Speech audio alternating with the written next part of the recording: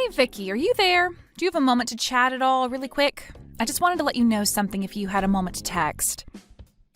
Okay, I guess not. So I guess I'll just leave you a message here letting you know that I'm going to be moving back in with my parents.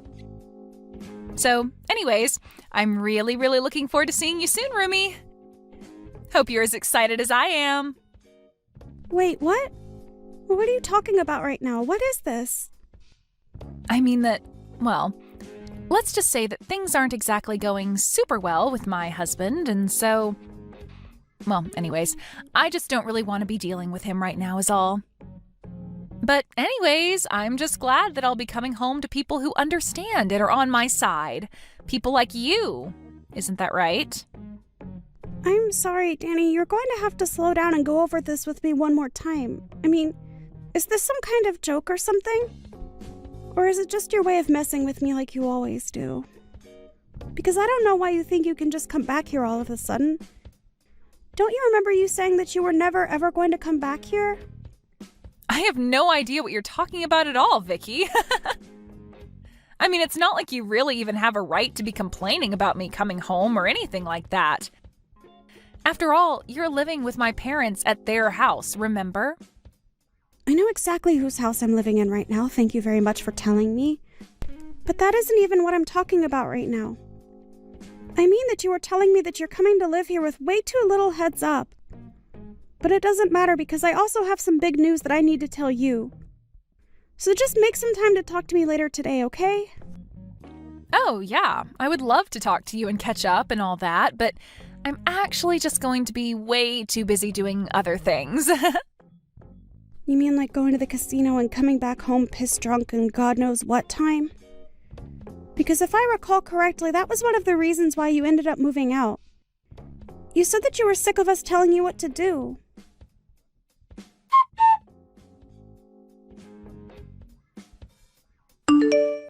I'm so looking forward to finally moving in with you and Mom and Dad tomorrow. Isn't this exciting, Vicky? Can you believe that we're all going to get to live together just like one big happy family from here on out? It's just so great. What are you talking about this time? Are you still going on about moving in? I bet you thought that I had forgotten all about that when you hadn't heard from me for a while, right? Well, don't worry, I haven't forgotten one bit. I'm so sorry for not reaching out sooner. Wait, no, I'm not. I don't really care at all how you are or what you've been up to.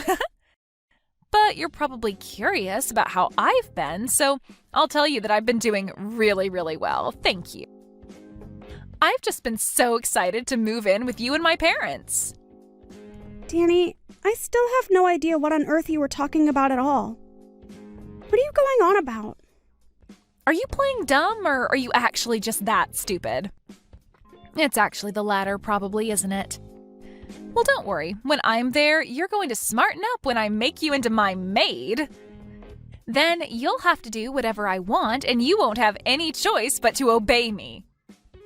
Danny, you really have no idea what you were talking about at all. Besides, I thought I already told you that you moving in with your parents and I was not going to work. Don't you realize that none of us want or can handle living with you right now? Why can't you just respect our boundaries about that? I mean, you keep talking about moving in with your parents but you seem to be forgetting about your own brother. Have you even talked to Owen about any of this at all yet? The only thing I need to talk to Owen about is how he could be doing much better than being married to you. But I guess it's a little late to say all that now. It doesn't matter. I'm sure I'll have him wrapped around my finger when I'm home. And then you really will have no choice but to do whatever I say. Isn't that right? Danny, you have been talking out of your butt this entire time. Do you realize that? I mean, do you not think that we can't all see what's going on here? You got divorced and now you're trying to move back in with your parents. It's very obvious to everyone. You don't know what you're talking about at all, Vicky, and nobody likes a know-it-all like you anyways. But who cares why I'm coming back home? If I miss my parents and want to be with them, then I can come back and live with them if I want. I'm not saying that you aren't allowed to come back and live with that. I'm just not really sure that living with your parents is what you really want. And just what is that supposed to mean, huh? What do you know about what I do and don't want? Do you have any idea just how stressed out I've been over life? You have no idea what I've been going through at all. Well, I'm very sorry that life isn't feeling very easy for you right now, but that doesn't change the facts on the ground. The only fact is that I'm getting divorced, and you have no idea the kind of stress that's been putting me through. And the only thing that is going to relieve that stress is moving back in with my family and having you as my servant. Excuse me? You must know that that's not how this is going to work, right? I mean, you can't actually think I'm going to go along with that, right? I don't care what you think, because it's not a servant's job to think. Your job is just to do as I say. Get it? And I don't remember even giving you permission to speak, so why don't you shut up until I say otherwise? Because if you don't listen to me, I am going to make sure that you end up on the streets with no one to take care of you. Is that what you want? I take it from that reaction that you have not said a thing about this to Owen at all. I don't need to explain myself to every single person that asks. All I'm trying to do is be less stressed in life. Is that really so bad? Nobody is saying that it's wrong to not want to be stressed. I'm just saying that this is not going to go how you think it is. And I am going to ask you to knock this off a second time. Do you understand me? And just where did this turn-off attitude come from, huh? You really think you can take me on? Because if it's a fight you want, then I am more than happy to give you one. Let me tell you that. Maybe then at least you'll stop talking back to me and learn how to take orders like a good servant. Danny, the only person here who has no idea what they are getting themselves into here is you. I can assure you of that. But I am trying to warn you now that none of this is going to go the way you want it to. It's all going to blow up in your face. I'm sure that right now your life is really hard with a lot going on, but you are better off where you are than coming back here. You really will say anything that comes to your mind to try and keep me from coming back, won't you? Don't you have any shame at all? Don't you realize that you shouldn't mess with me? Don't you know that I could get Owen and you to divorce in a second if I wanted to? You have to be kidding me with that, right? You don't actually think that you can do that, do you? Oh, why don't you just wait and see when I get back there, huh? You'll see how obedient of a little brother I really have. And then you'll know to listen to me when I tell you to do something. Well, then I'm sorry to burst your bubble, but Owen and I actually got a divorce last month. Wait, what? What do you mean by that? Oh, I guess you hadn't heard the news yet, huh? You really don't talk with your brother about anything at all, do you? Yeah, him and I aren't together anymore, and I don't live with him or your parents any longer. So, I'm not living with your parents, and when you kept saying you were going to come and live with me, that just wasn't true. So then, you two really got a divorce, and you're just telling me this now? Are you kidding me? What's the matter with you? That's right. I did leave your brother, and it's because I couldn't stand living with him anymore. He was nothing but a leech, and so were your good-for-nothing parents. So if you want to come home and live with them, then fine, but that's not my problem anymore. But I don't get... What do you mean they were leeches? What were they doing to make you say that? I don't get what you're trying to tell me. Can't you just talk to me straight, please? The only thing that I have to say to you is that you were going to come here and try and use me to get your stress out. But I was already more than stressed having to live with your brother and your horrible parents. So I know for a fact that you moving in would have pushed everything over the edge. And it's not like I didn't really try with Owen and your parents, but I finally hit the limits of patience and could make myself go no further. But, I mean, why hasn't anyone told me about this? You'd think it would be pretty handy to know that my own brother got divorced. I didn't bother telling you because I didn't want anything to do with your brother, you, your parents, or any of your family ever again. And you should also know that I am never going back to live with them again. But wait, I don't get it. The whole reason why I'm coming back is because I owe my husband money, and I thought I could save some by living with my parents. Well, if that is what your plan was, then I'm afraid that you never had any hope for that to work in the first place. What is that supposed to mean? Why wouldn't that have worked? You're saying that I won't be able to save money when I move in with my family? I'm just telling you now that living with your parents is going to be far more expensive than living on your own ever was. But how can that be? How could it be more expensive to live at home with my parents? That doesn't make any sense at all. What would some housewife like you know about anything? Well, first of all, I've had a full-time job since last year, thank you very much. And second of all, up until the divorce, I was the one paying for everything for your family. What do you mean by that? You can't really be serious about that, right? What is going on here? Do you even talk to your family at all? How have you not heard any of this? What is the matter with you? But if you must know, your whole family is just awful at saving money, and the only thing they are good at is spending it on useless things. The whole reason I found a job is because your lazy brother quit his job and ordered me to work in his place. But they can't be doing that. Don't they realize how stupid of a decision it is to have you be their only source of income? Please tell me that you're joking right now. I thought that Owen was working for a nice company and made a good salary, but now you're telling me that they've all just come to rely on you? That's right. So I'm afraid that if you moved back in with them now, you would just end up taking my place for them instead. Maybe at least then you'll believe me when I tell you about all the horrible things that your family had been putting me through before I left. You have to be lying to me. There is no way that my whole family would act that way towards you. But more importantly, do you really think that's how they would act towards me? I mean, if they were really all being so horrible to you, I guess I really do understand why you ended up divorcing Owen. Sounds to me like they never even made you feel like part of the family. And you were going to add on to the stress by trying to use me like some kind of servant. So it's not like you're exactly blameless in all of this as well. But anyways, good luck dealing with all that. Wait, hold on a second. This can't be right. Why am I even listening to you? I mean, you're divorced from my brother, and now you're just telling me lies about my family to try and turn me against them?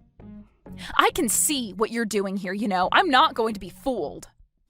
But I don't even want to see you coming around my family again. It's obvious that you don't have their best interests at heart, and you were the one using them. Well, that's fine, because like I said, I don't anything to do with them ever again.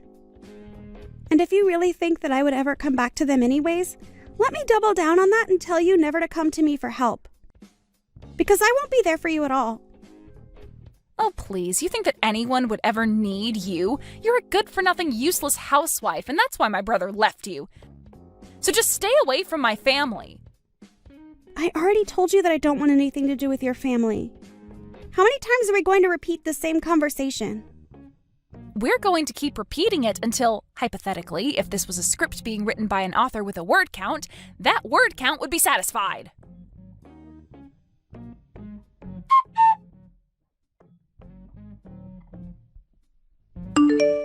Hey, Vicky, are you there? I was just wondering if you and I could talk over the phone for a little bit, maybe?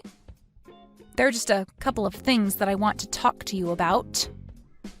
Well, whatever they are, you can leave me out of it. Oh, come on. Don't be like that, Vicky. Please, I'm your ex-sister-in-law. You have to be there for me. I really don't have to do anything for you at all if I don't feel like it, Danny. In fact, you told me to stay away from your family, and I told you that I wanted nothing to do with you. So I don't even know why I'm even responding. Please, just answer the phone. It's really, really important. I need your help right now. I thought I told you that I would never ever help you if you came and asked me. So what do you think this is going to accomplish for you? It's just that, well, everything you said was really true. About my family, I mean. I really can't believe it. Not only are my parents jobless, but they and my brother all have huge loans that they need to pay off, and they're all expecting me to help them out. At this rate, my savings are only going to last another week here. Yeah, well, they're your family, so it sounds like more of a you problem, don't you think? Anyways, I've got better things to do right now, so I'm going to go. Wait, hold on. You can't just leave. What are you talking about? I tell you that you were right, and that's all you have to say to me? Don't you think you're being just a little too cruel right now? Not really. I think that I don't owe you anything, and I'm reacting exactly how I told you I would. In fact, you're lucky that I'm even still talking to you. Don't you realize who you are to me? What do you mean by that? What am I to you? You're my ex-husband's sister. That basically makes you no one to me. So why are you even messaging me? I thought I told you that I didn't want anything to do with your family anymore. But this is really, really important. Please. We are basically out of money, and I don't know what we're supposed to do. I really, really need your help right now, Vicky. Look, Danny, we talked about this. We had a long, circular conversation about this, don't you remember? Because if you forget, then let me remind you that I said that I divorced your brother, I moved away from your family, and I would never ever come back to live with them again. But please, I thought that you would come back and help me if I really needed it. I mean, we're family, right? Isn't that what family is supposed to do when we're in trouble? And I literally told you that if you came to me to ask for help that I wouldn't do anything. I told you that, don't you remember? So why do you think things would be different now? Well, because I thought that you would want to help me. I didn't think that you would leave me like this. But that's it. What if you come and live with us instead? How does that sound? First of all, you and I aren't family, so let's get that straight right now. Second of all, I already said that I'm never ever going back to live with your family, remember? And if you must know, I am loving living by myself. It is gratifying and liberating and so much better than when I was living with Owen and your family. In fact, I hope you all tear each other apart for all that I care. Because like I said, I don't want anything to do with you or your family ever again. But then, what am I supposed to do? How am I supposed to get out of this mess? I mean, how are any of us supposed to get out of this mess? Well, let me change the subject really quick. You got divorced with your husband because you cheated on him, right? How did you figure that one out? Well, because I've heard you bragging about it before. So it's not surprising that he found out about it. But anyways, I imagine that when you two did get a divorce that he probably sued you for quite a pretty penny. Here you thought you were going to be able to live with your family and save money to pay them all back. But instead you just joined the rest of your debt-ridden family. Please, Vicky, things weren't supposed to go this way. I didn't think this was how things were going to end up. I need your help. You've got to do something. Please, move back in with us and help us all out. We need you, Vicky.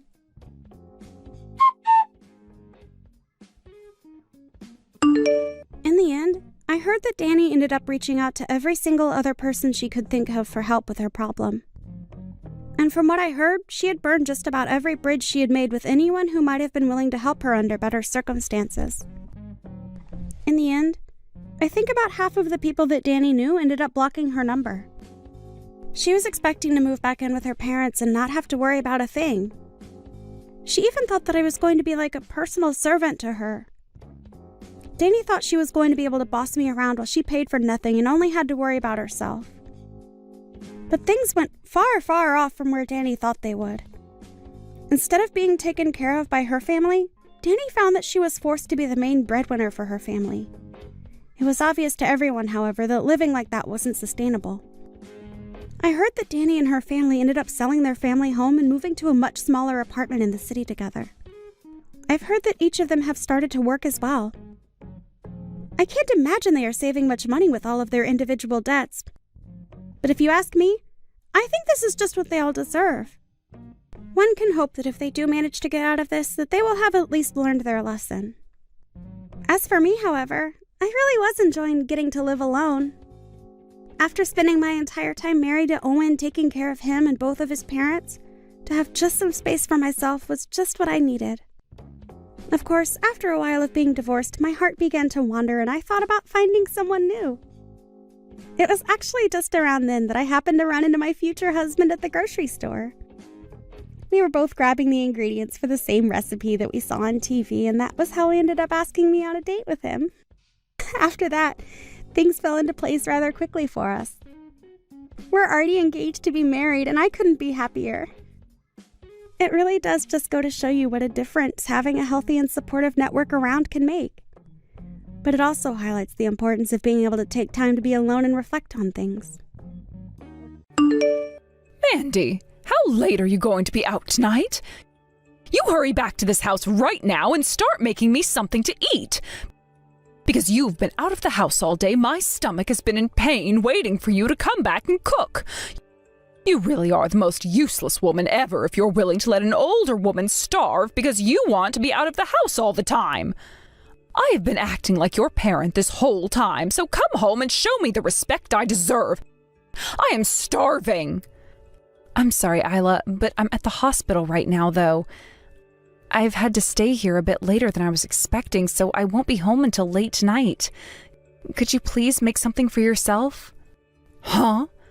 The hospital? Why are you, of all people, at the hospital right now? You're asking me why I'm here? Because just a little while ago, you came at me with a boiling hot cup of tea and threw it on my face. And because of that, my right eye has had a really hard time staying open due to the swelling. The doctor has already had a look at it and said that it might be very difficult for me to see out of my right eye for a while after today. And what does that have to do with me? What? I don't care about any of that. Now you get your butt home right now and start making me dinner. You are so stupid. Who do you think you are going to the hospital like that without my permission first anyway? I don't ever remember saying I was okay with you leaving this house. Now you get back here. Now!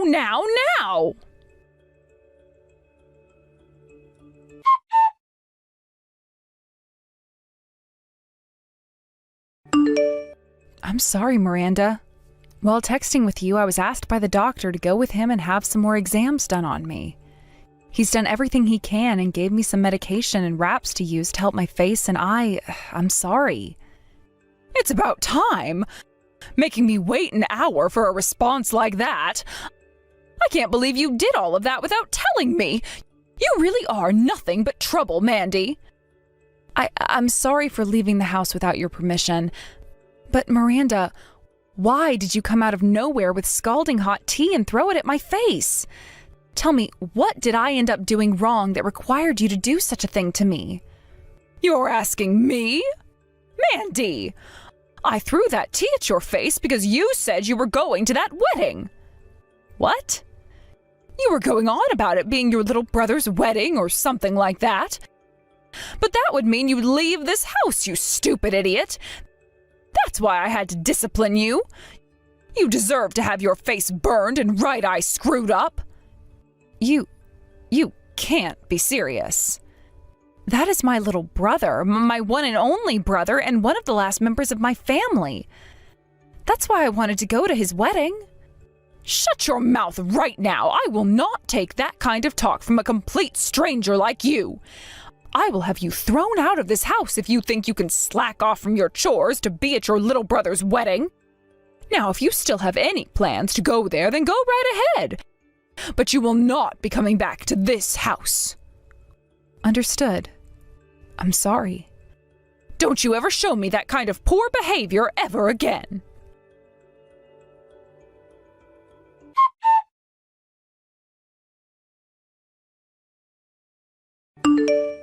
Kyle, there's something I'm kind of wanting to ask you right now.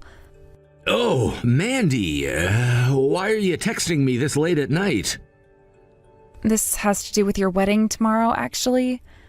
At the moment, I have a lot of bandaging around my face, covering my right eye. I'm sure there'll be a lot of people asking a lot of questions about me, and I might be taking their attention away from you, but would it still be okay for me to attend? What? Your face is all bandaged up. What happened to you, Mandy? Did you get into a serious accident or something? I really don't think I could call it an accident, but...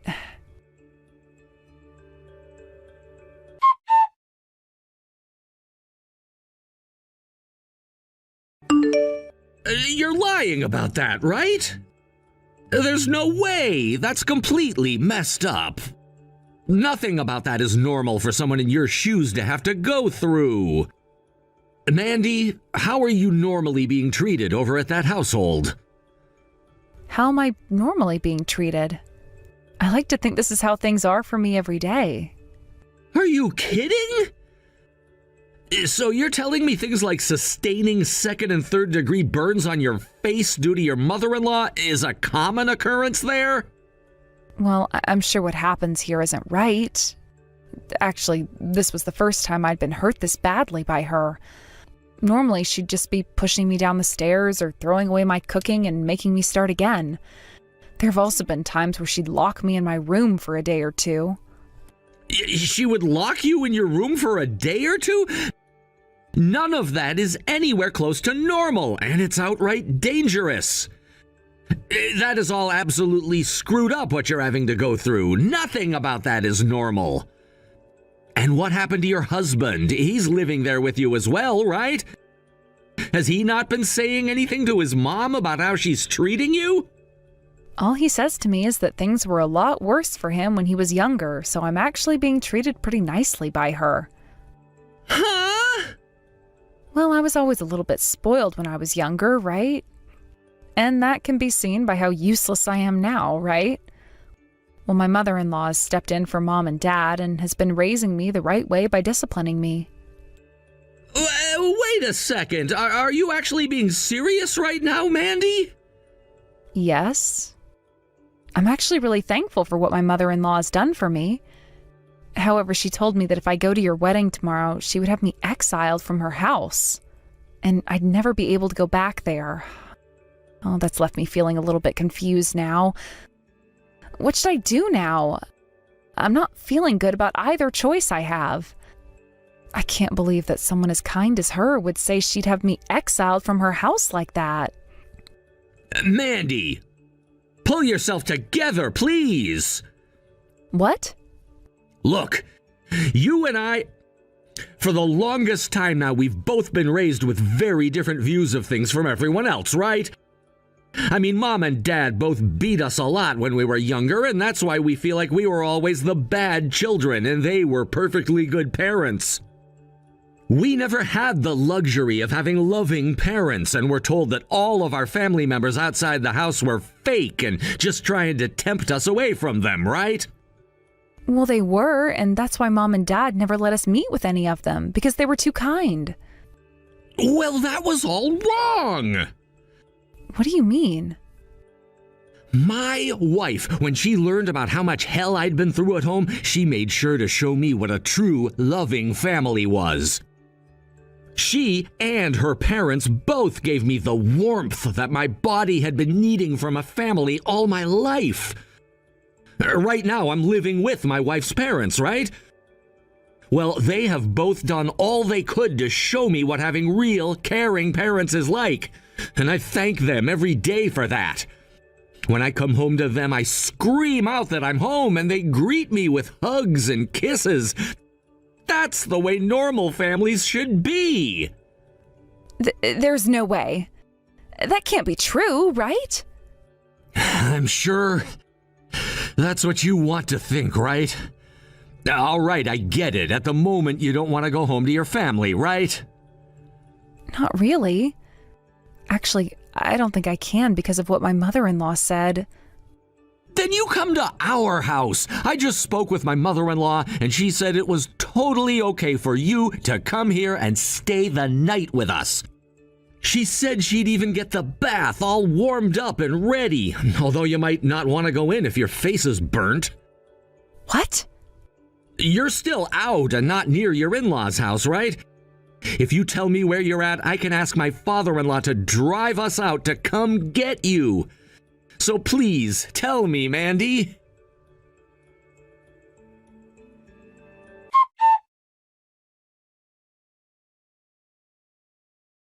How long have you been out of this house now without coming back? It's because you've been gone for so long now that the house is a mess.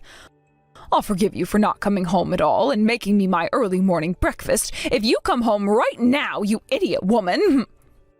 I'm no longer going back to that house. Huh? Do you have any idea what you're saying right now? Today, I'll be at my little brother's wedding.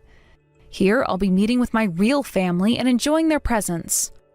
I even stayed with some of them last night, and that's where I learned what a true family is like, and how horrible things have been in that toxic environment you call home. What are you going on about right now? I am not here to listen to you go on about your delusions. So get home and start doing the chores right now. I am not going back. And since I'm a complete stranger, like you said, there is nothing I'm attached to there anymore. Huh? A while back, you threatened to have your son divorce me and even went out to get all of the divorce papers filled out and ready to hand into the courthouse, right? Well, I took those from you after that day and had been holding on to them every day since. And just a little bit ago, I went and dropped them off at the courthouse before making my way to this wedding. So I'm no longer a part of your family, fair and square.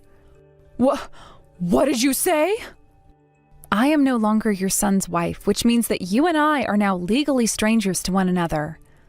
I may have spent years taking loads of crap from you guys in that house, but I finally had enough of it last night and will no longer call myself your family. From now on, I'd like for you all to rot in hell there. I'm going to make sure that those years of pain and torture you all put me through is thrown right back at you. It's freaking pathetic watching you say things that don't make any sense at all to me. Did you seriously get a divorce from my son? I don't remember ever saying that you leaving my son was okay. I will not let you get away with doing something as selfish as that.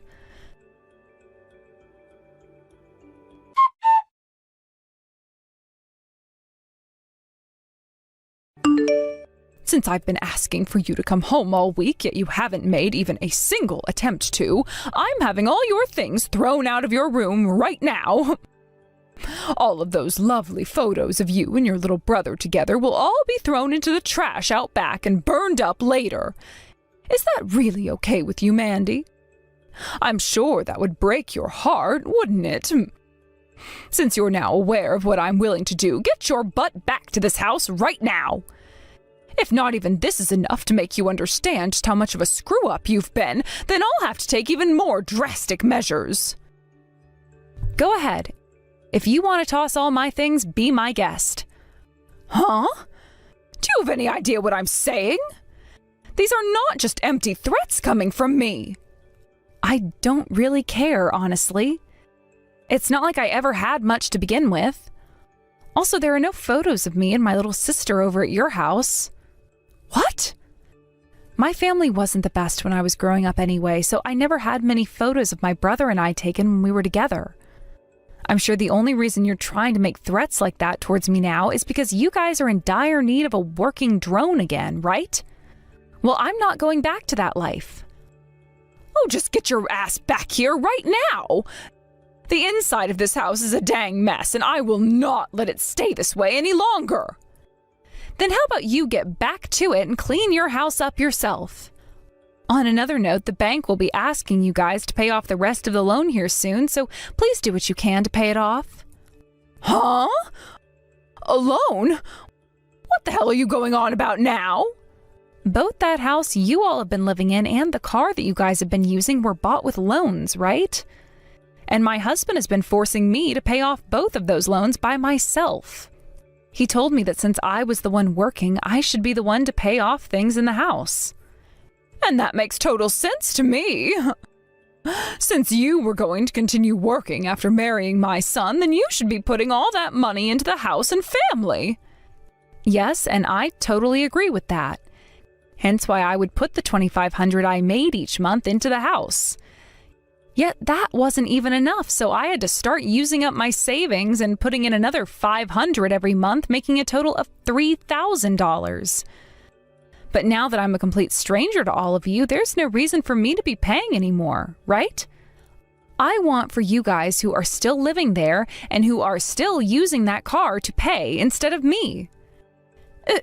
Every month you were putting $3,000 into this house? There's no way we can cover that every month for you.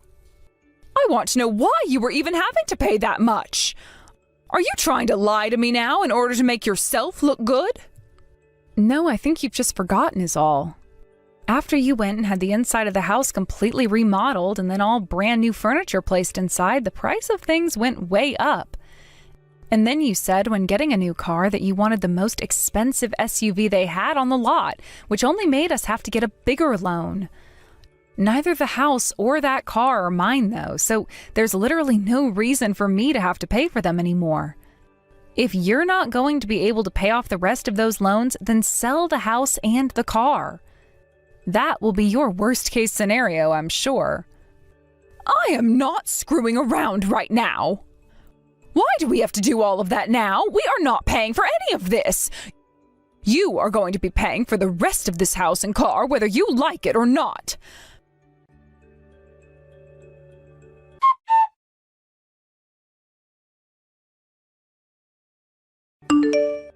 Mandy, why are you being such a child about all of this? Stop being such an embarrassment and come here right now to help us. Good morning, Miranda. And what could you be going on about today? Don't you play dumb with me. I just got a call from the police explaining to me that I am a suspect in a crime and need to follow up with them. All I did was discipline you, all right? Oh, I can't believe that someone your age isn't aware of the most basic things, and I feel so bad for you because of that. Oh, so that's what you're upset about. Well, that was me who informed the police about what happened. Well, you tell those police to leave me alone and then come back here and pay up. You're screwed in the head if you think that I am a criminal. Actually, the reason I think you're a criminal is because you are one. And so I had to tell the police about what you'd done. Huh? Even if it wasn't as bad as I first thought, you still assaulted me. There have also been cases of abuse within your house, both verbally and physically. Had I not told the police, then I would have never been able to live with the things that have happened to me. Of course, before I was able to live with what you'd done to me because I thought that was all normal. But now I am very much aware that what happened to me was anything but. So now I'm going to make sure your crimes are handled in a professional and legal way. You hold it right there. I haven't done any of those things to you. Stop trying to frame me for something I haven't done. Actually, you have done plenty of terrible things to me now, and that's why the police are taking all of this very seriously. All because you seem to think that me working a full-time job wasn't enough, and that I had to be home to take care of all the house as well for you all. Then there were times you'd run your mouth about how my cooking was terrible and toss it all. Do you have any idea how much food you've wasted? I put in so much work making food for you and everyone else, yet there were times you wouldn't even try it, instead calling it disgusting before throwing it all away. It's your fault for making such tasteless food for a household of classy eaters. Honestly, I just thought you were always trying to make food for us with leftovers. You can't call what I did a crime when it was only the natural thing for me to do. You really think I'm complaining about that alone? Excuse me? All those days you'd have guests over, I had to be the one to prepare everything. And if there was ever anything wrong, even if it was the slightest mistake regarding those preparations, you'd start to hit me in the back with a broom close to 100 times. Then there were days you wouldn't let me eat anything while locking me in a room. Sometimes that would be for a few hours and other times a few days. There were plenty of times I thought I was going to die in that house. But I had no idea what a good family was and thought the way I was being treated was normal at the time. I always thought there was something wrong with me because my parents spoiled me with the ideas that everything was my fault. And you're right to think that because how you've been treated is normal. I've now had to take on the responsibility of disciplining a useless and dumb woman. And that means you have no right to be complaining about any of it. But the thing is, your house has been anything but normal. When I told my little brothers-in-law all about what happened there, they were all up in arms. And do you want to know what my brother's wife said? She said that the fact my own husband wouldn't even step in to protect me from you shows that he is messed up as well. She told me that my husband most likely didn't even love me. My brother's wife was furious to learn about what happened. And because of that, I finally realized that my husband wasn't meant for me. Having a family of people who had nothing to do with me worrying so much finally opened my eyes to what the problems were. Everything that you guys had been doing to me was all criminal and has to be dealt with. What the actual hell is this? I have no idea what's going on. You have been brainwashed by these fools. Brainwashed! You've just been lied to by this family of heathens, and now you're having these strange delusions about what a family should really be. Don't call my brother and his family heathens. What? They gave me a place to stay when I worried about going back home to you. And they all listened to me and my concerns when I was about to break down and cry. They were all strangers to me who I had never even met before. Yet they were all worried about me and asked me over and over about what happened. This was the first time in my life where I had people around me who showed that they were really upset about what happened and wanted me to feel loved. I can worry about you too. That's the whole reason I've started to message you like this in the first place. The only thing you're worried about right now is the fact that you no longer have a slave in that house, right? I have finally been given the gift of love from a group of strangers and will no longer be going back to the place where I was abused. And until you all have paid for the pain you brought me, I am not ending my talks with the police. I'm not some doll you all can get away with beating up now. Huh? Don't talk back to me like that! Especially when you're the most useless and stupid woman to ever walk this earth. Say whatever you'd like about me, but I am never going to feel scared and saddened about the things you say to me anymore. I'm going to make sure that in order to save everyone else from having to suffer through your guys' hell, that you are all crushed and can no longer get up. If you think you can do anything to us, then show me. The most a weakling like yourself could possibly do to us is make us laugh. I'll show you, though. I'll make you regret ever baring your teeth like that to me.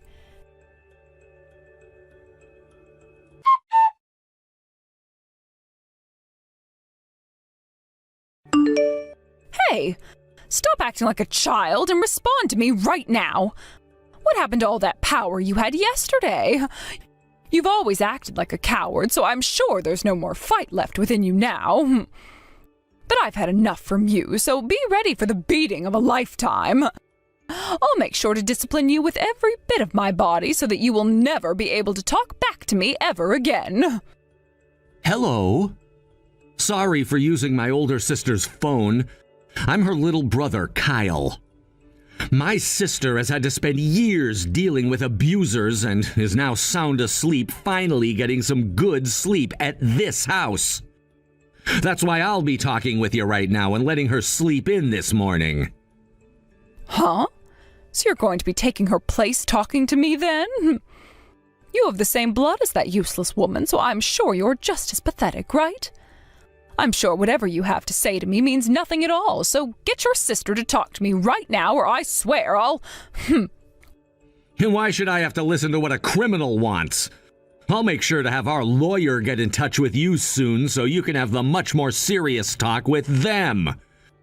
And if you're still talking like that, then good luck getting out of this mess you've created. What the…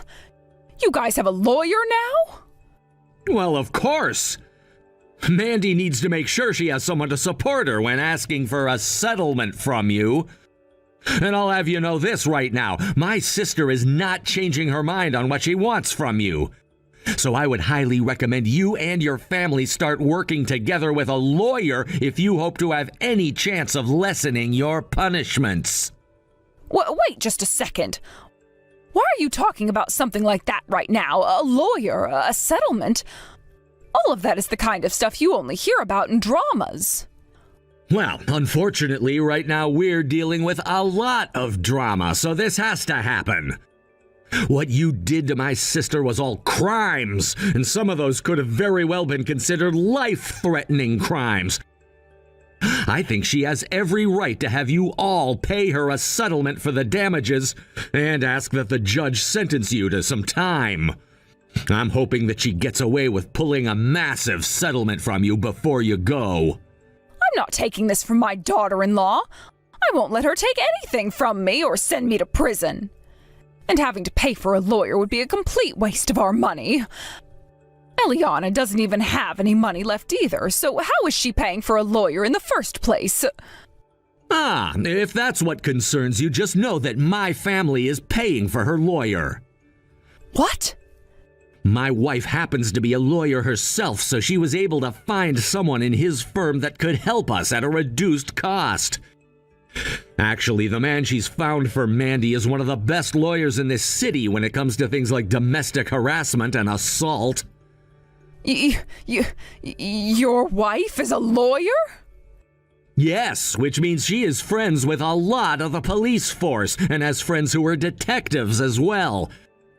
She's already got in touch with one of his detective friends, and they've begun to investigate your family to make sure they have accounts of all the things you've done.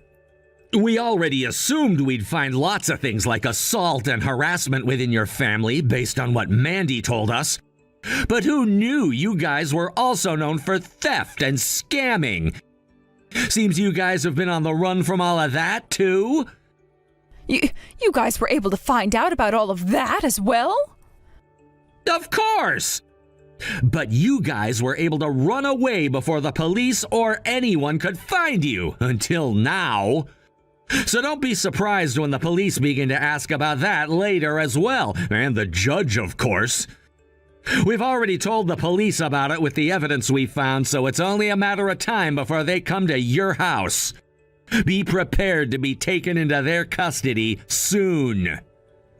Wait a second, please. You're only causing my head to spin more and more by saying that, so can we please discuss this in... We're not discussing anything with you anymore. We don't want to be in close proximity to those that not only assault and harass, but rob and scam people as well. It's time for you to be judged for your crimes, right? And once you've had to pay my sister for everything you've done to her, I believe you and your family will be losing everything.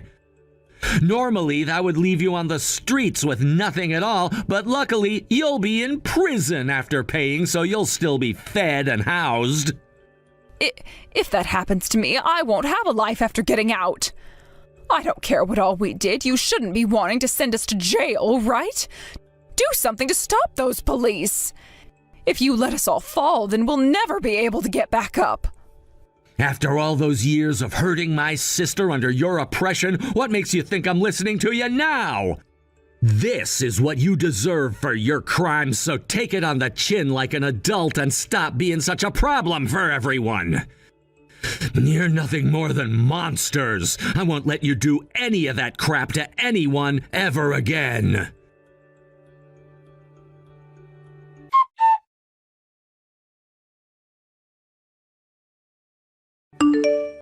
Are you all right, Mandy? I'm glad to hear that your fever has gone down some, but if you want to eat something, please let me know. I can make you something up right now or order something. If you want some ice cream or some jelly, let me know, please. Thank you, Kyle. I'm sorry for leaving everything up to you in the end like that after passing out. I really am so weak. What are you saying, Mandy? Your body is so beat up right now that I'd want you going to a hospital if I could have my way. When this is all over with, we're taking you to see a doctor, okay?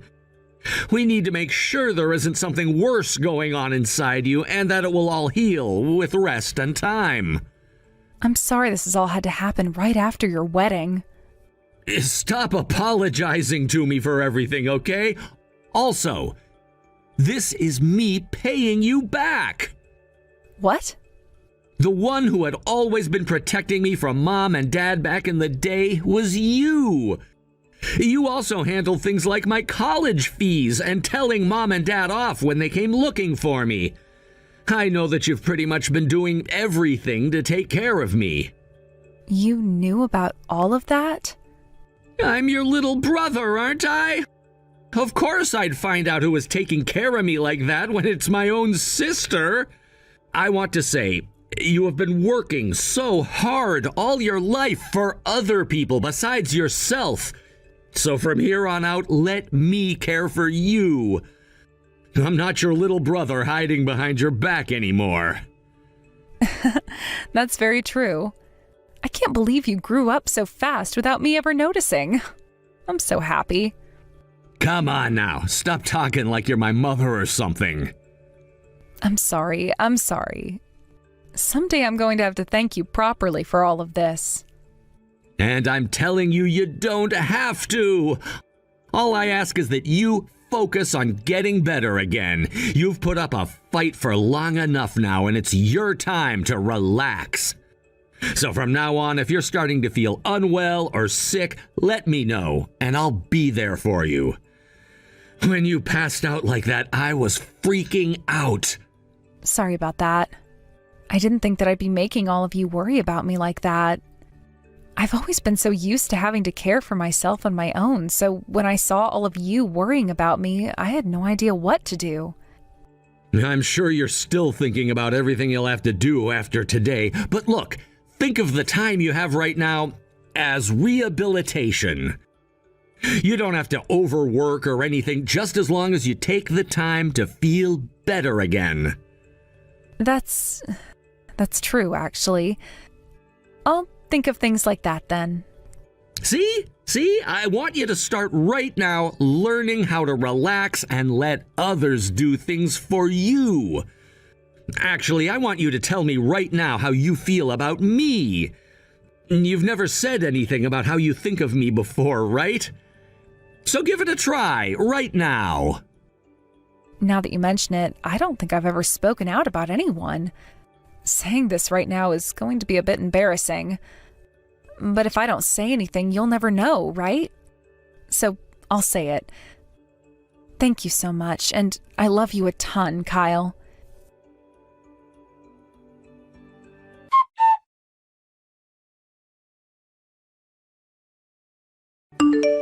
In the end, everyone in Miranda's family was arrested by the police and taken to jail, where they all awaited their court hearings.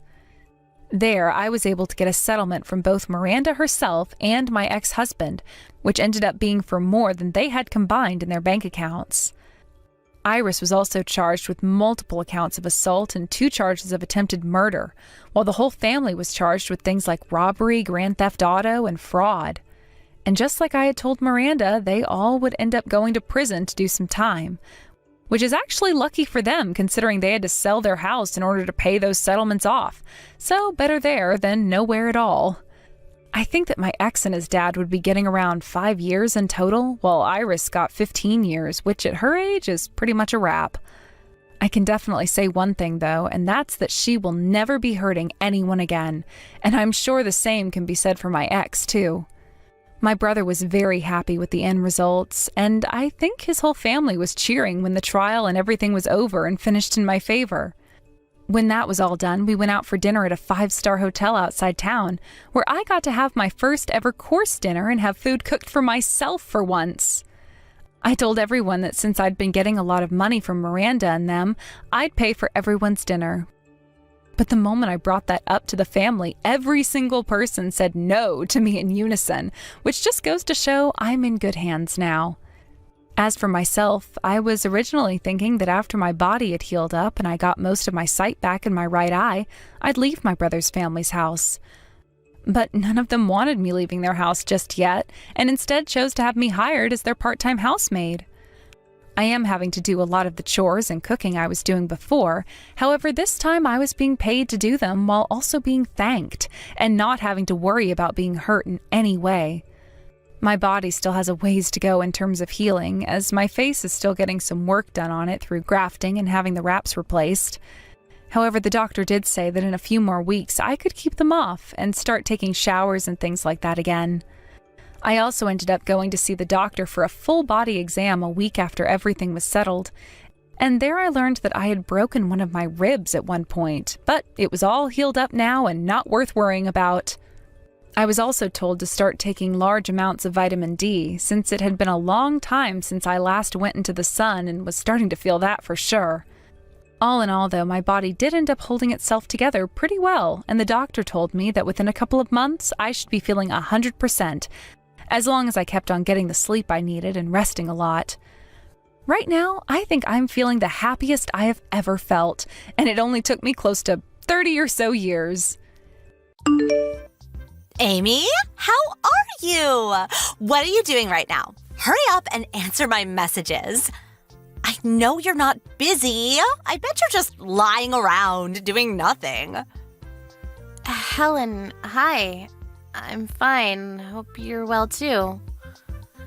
I'm sorry that I couldn't get to the phone quicker. I was driving. I need to prepare dinner when I get home, so I'm just out and doing groceries shopping. What about your son? Is he with you? Your parents were kind enough to offer to watch him. They're at home right now. Will loves his grandparents, so it's good for them to have some quality time together. Oh, I knew it. Don't give me that excuse. You don't think it's quality time for them. You're just being lazy. I don't understand what you're trying to say. You're making my mom take care of your son, aren't you? Because you can't be bothered to take care of him yourself, right? I bet you just moved in with my parents because you knew they'd offer to watch him and wanted to take advantage of their kindness. That wasn't the reason why we decided to move into your parents' house, but it's true that they've been really supportive. It's thanks to them that I can go on my part-time job without worrying about Will. I'm really grateful for their help. Good for you. You've only got one kid, but you've got all the help you can get. You can leave him with your husband's parents and do whatever you like. Usually, people only ask grandparents for help when they really need it, considering their age. But you think you can use them as much as you like because you're so important. How arrogant can you get? I don't know where you got that idea, but that's not true. I'm not doing whatever I like, and I'm only relying on them because your brother has to go on long-term business trips for work. David's the one who first suggested we move in with your parents because he's away so much. I'm doing as many of the chores as I can when I'm at home, and of course I wish I could be at home all the time so I don't have to ask them to watch Will. But I don't want to be completely reliant on them for money either, so I want to earn some money so that I can cover some of the bills myself. Oh, come on. You're not as good a liar as you think you are, Amy. I know that you don't actually think any of that. You just want a part-time job so that my parents will think that you're working hard. You just want to take advantage of them. I can't believe that you'd think I was just using them. I really am just doing what I think is right. I have 3 children, you know, and they want to see their grandparents too. But because you're living with my parents, I can't visit. Do you know how long it's been since they last all saw each other? My parents haven't even met my youngest. Do you understand? It's all your fault. You're getting in the way of my children's quality time with my parents. You're splitting up a family because you can't be bothered to take care of one kid. I think it's amazing that you're able to take care of 3 children. I don't know how you do it without the help. You could come visit whenever you like, but the reason why you can't come and stay is because your second son is allergic to your parents' dog, isn't he? That's not the problem. Were you even listening to me? Why do you always have to interrupt me with the most irrelevant comments? Anyway, back to the conversation. I'm going to move in with my parents. I want you out right now. Excuse me? I'm sorry, this is all so sudden. I can't keep up. What are you talking about? Why do I have to move out? What's so hard to understand? I'm telling you to leave. Is it so bad for me to want to live with my own parents? I'm not saying it's bad, I just don't understand. You're saying that you want to move in with your parents and live with them in the same house? Of course, that's what I mean. What else could move in mean? Are you an idiot? Why do I have to explain such a simple sentence? I'm moving in. Capiche? I'm sorry, I was just surprised. Do you mean that you'll be moving in with your family? Your kids too? What will you do about Ricky's dog allergy? That's right. Do you really think I'd leave my children behind? You don't have to worry about that. I'll get my parents to give the dog away. It's as simple as that. My children are more important. But your parents love their dog. I think they'd be really sad to part ways. Does your husband agree with all of this? Won't it be tougher for him to get to work if he lives farther away from his office? My husband will be fine. It's none of your business, but he won't be living with us. He'll be living by himself. Okay. Do you mean that he'll be going away on business like David? Like I said, it got nothing to do with you. You really are so nosy. Why can't you just shut up and accept what I've decided? You're right. I'm sorry. I shouldn't have asked. My curiosity got the better of me. But if you're going to move in, then have you already spoken to your parents? I haven't heard anything from them about any of this, so I was wondering if it might have slipped their minds to mention it. Or maybe you hadn't spoken to them about it yet. I'll tell them when I feel like it. It's not like they need a warning or anything. They're my parents, not yours. They'll be delighted to hear that I'm coming home. And I'm the eldest daughter. It's my job to take care of my parents. They'll feel much more at ease with me taking care of them rather than a complete stranger. That way they can see their favorite grandchildren too. So I'm asking you to leave. You're just in the way. I'm sorry, what? You haven't told them anything? I don't have to. All I have to do is make sure you and your stuff are out of my parents' house so that I can move in. We can't all live in there together. It'll be too cramped. I'm their daughter and have 3 children, so I take precedence. You may have married my brother, but that doesn't make you more important than me. I move in, and you and your son move out. Simple as that. Even if you say that, it's not something that can be done straight away or even in a few days. If that's what you were planning, then you should have mentioned something or given me a warning or at least asked for your family's opinion. Have you spoken to David? Of course I haven't. Don't you know where your own husband is? He's on the other side of the world. How am I supposed to get in touch with him without losing sleep? Do you really want me to bother him with something so trivial while he's working? And you call yourself his wife. Why can't you just accept what I've told you to do? You can tell David when he gets home from his business trip. I understand that you don't want to bother him, but if you haven't spoken to David or your own parents, how did you decide all of this? You can't just decide by yourself. That's way too self-centered. Of course I decided by myself. My mom and dad have no reason to say no to me. They love me the most. I may be an adult, but I still have them wrapped around my little finger. If they hear that they'll get to live with me and their grandchildren, they'll be overjoyed. That's why I should be the one living with them, not you. Do you understand, or was that too difficult for you as well? That might be true, but you can't honestly think that you can just decide that behind all of our backs. You may not realize it, but you're causing a lot of trouble for my mom by making her take care of your son. He's only turned 1 recently, right? Do you know how hard it is for someone my mom's age to watch a kid that young?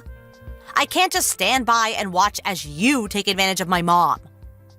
You're right. I've caused her a lot of trouble, and I'm really grateful for all the time she's dealt with Will's tantrums and hyperactiveness while I've been at work. But you can't decide this without her opinion. Besides, your youngest is still only 6 months old, isn't she? I think that would be more of a burden. Oh, shut up. You think you're better than me, but you're not. Unlike someone, I actually stay at home and take care of my own kids rather than go out to work and waste my time. I won't ask my mom to babysit. I take pride in taking care of my kids myself.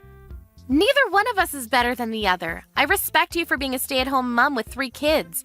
I happen to go out to work a part-time job, but why does that mean that I'm wasting my time? We're each doing what we think we should do in our own situations. Isn't that enough? Either way, I can't up and leave so easily. Why not? Because where am I supposed to go? How am I supposed to move all of mine and David's stuff without any help from David? Maybe I could move out after David comes back, but I can't find a place at such short notice, and I can't accept a decision you made without consulting any of us. You can leave David's things. He's family, after all. We'll store his things carefully until he comes back. You just have to take your stuff, your son, and get out. You're being unreasonable. Why do I have to move out right now? Because I can't forgive people like you who try and take advantage of my parents' kindness. Just because they offer to babysit doesn't mean you can use them like they're a daycare service. I never liked you, even before you married David, but I thought I should respect his choice of partner. Now I know that I should have made more of an argument against you when I had the chance. That laid-back attitude of yours really pisses me off. I'm sorry, our conversation wasn't going anywhere, so I asked if anyone knew why you'd suddenly start acting like this, and your husband told me what's been going on. I heard that you're going to get divorced. That's why you're so desperate to kick me out, isn't it? What? What are you talking about? Why would you talk to my husband behind my back? When I asked your mom, she told me that she hadn't heard anything about you planning to move in and confirmed that she hadn't agreed to anything like that. She didn't understand why you were being so aggressive towards me. She hadn't seen you in person for a while and was worried about you, so she called your husband to ask about you. He told her about the divorce and a lot of other things. My mom did? Seriously? She called my husband? What else did she hear? She found out that your husband went to stay with his parents until the divorce is over. He told us that he had asked you to move out as soon as possible because he can't keep on going to work from his parents' house, and because he doesn't want to see you anymore. That's why you suddenly decided that you wanted to move in with your parents, but didn't tell them anything because you wanted to avoid telling them why you're getting a divorce. Yeah, so what? It's private. It's none of your business. I don't have to explain myself to you. All you have to do is hurry up and leave so that I can move in. You want to move in because you have nowhere else to go. All that talk about not trusting me and not being able to forgive me for using your parents was all just an excuse to cover up your own mistakes. You don't even know what condition your parents are in. What? What are you talking about? What do you mean my parents' condition? They're fine. Your dad isn't as fine as you think. I'm the one that's currently taking care of him. Huh? Taking care of him? Why are you acting like that's such a special thing? Of course you should be taking care of him. Don't be lazy. It's a lot more serious than that. I mean that ever since he collapsed last year, he's needed more support doing day-to-day tasks. Seems like you were just satisfied that he was still alive, so you never came to see how he was doing. You don't know it, but he's been really frail. It's the main reason why David and I decided that we should move in with your parents, because it would be too difficult for your mom to take care of him by herself, and it would be easier on us if we were in the same house rather than going to visit several times a week. I didn't know that he needed care. What? Does he need help going to the toilet? Why didn't you tell me that sooner? I would have told you, but you never asked. You didn't seem to care about your parents' needs since you always only contacted them when you needed something, and whenever your mom calls, you always let it go to voicemail. You may not know this, but she always is so disappointed that she can never even hear your voice. Sometimes I just can't get to the phone. What's so bad about that? Give me a break. Like when? Like when you're having an affair, for example? I can imagine that it would be really awkward for you to answer the phone when you're busy with a guy that isn't your husband. What? I'm not having an affair. Did my husband say that I was having an affair? Because he's lying. You cheated and got pregnant, and when Haley was born, your youngest daughter's dad is the man you're having an affair with. Of course not. But that's the reason why you're getting divorced, right? He already told us that he filed for a fault divorce because he didn't want to have to suffer the whole separation period, which means that your husband already has evidence, like a DNA test. There's no point trying to pretend you didn't do anything wrong. Your mom didn't know, of course, and was apologizing to your husband. She didn't think that you were selfish enough to break up your own family, but that's exactly what you've done. Your husband was surprised that your parents didn't know anything, too. Ugh, you're so annoying. But, just like you said, there's no point pretending it never happened if you know the truth. Will you lend me some money? What? Where did that come from? You got a part-time job, right? So you must have some money to spare. I need to borrow some. I can't pay off the damages to my husband by myself. Ugh, he demanded a lot, even though he knows I haven't been working since we married. Oh, and I'm planning to move into my parents' house at the end of the month, so I'll give you until then to get rid of your stuff. I'd be grateful if you prepared some money for me to borrow then, too. What are you talking about? Do you really think I'll do anything for you now I know why you're asking for all of this? Plus, your mom is saying that she won't let you kick us out, especially since I'm clearly more willing to be your dad's caregiver. Maybe you should just find a job and rent your own apartment instead of assuming that everyone around you will clean up after you. But I don't want to. Do you expect me to get a job in a supermarket or something? That's so embarrassing. And it'll be hard to find an apartment that's suitable for kids. Your husband was saying that he would take custody of the children. He's already taken the older two with him to his parents, hasn't he? You might as well just let him take Haley too, since he's offering. He has the means to raise them, you don't. You need to do something about that first. If I give up all my children, I won't be able to demand that he pay child support. I can't do anything without that. He makes a lot of money, so I can demand as much as I want. Are you being serious? Is that the only reason why you want to take your kids back? Because you won't be able to receive child support without them? You want to use your children to get money. What kind of mother are you? Anyway, I've just spoken to David. He agrees with me that we shouldn't support you financially. You need to get a job and work for it yourself. If you really love your children, you'd understand that that's what's best for them too, now that you're divorced. Besides, we don't have money to spare. We're saving so that we can get my license as a caregiver. That way I can get benefits for taking care of your dad and I won't have to go to work. I can support him full time. I imagine that's impossible for you, so give up on moving in with your parents. Then what am I supposed to do? I won't have anywhere to go. Why don't you ask your paramour? He has a family too. I can't ask him for money. Are you an idiot? Clearly you're the idiot, since you've been asking me for money and more this entire conversation. Anyway, we're not going to support you at all. You've just got to sort things out yourself. If you really want to live with your parents and really do want to kick us out, you should consider that if you do that, you'll have to take care of your dad 24/7. He needs a lot of care and you'll need a lot of resolve. Oh, I can't do that. Your mom was doing her best all by herself until we moved in, but it was becoming a strain on her, and that's why I've taken over most of the responsibilities. It's easier on her to take care of a 1-year-old that only weighs a few kilos rather than a grown man. So yeah, I don't think you can either. But you're the one that said the eldest daughter should take care of her own parents, remember? Then you should just call a professional to do that. Then can you provide the money for that service? No, I can't, but... Then stop being so irresponsible. Oh, fine. I won't try and kick you out. So just lend me some money. That's all I ask. I'll pay you back, I swear. You can trust me. I need to pay my husband or he'll take all of my children from me. You understand, don't you? You're a mother too. How would you feel if you were about to lose your children? I can't give them up. I don't understand at all. I don't understand the feelings of someone who prioritizes their affair over their own children. Your husband told us that you left your children unattended while you went out to meet with your lover. And you only want your children back because you want child support so you don't have to work.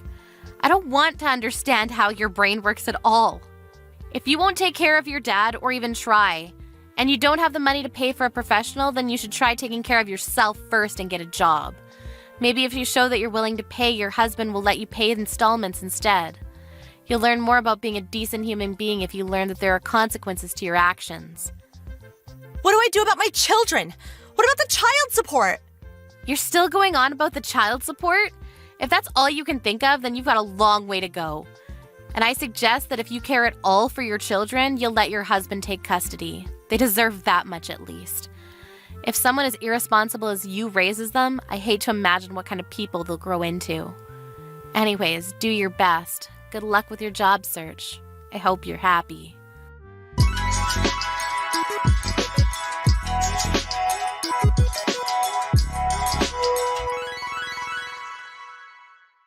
Helen finally gave up on trying to force Amy out of her parents' house, but she hadn't learned her lesson and called her mother to try and convince her to help her. Of course, her mother wasn't interested in hearing her excuses and only told her what Amy had been messaging her all this time. Helen was told that she couldn't depend on her parents to save her because she was a grown woman and needed to fix her own mess. Her mother even went so far as to tell her to never come home.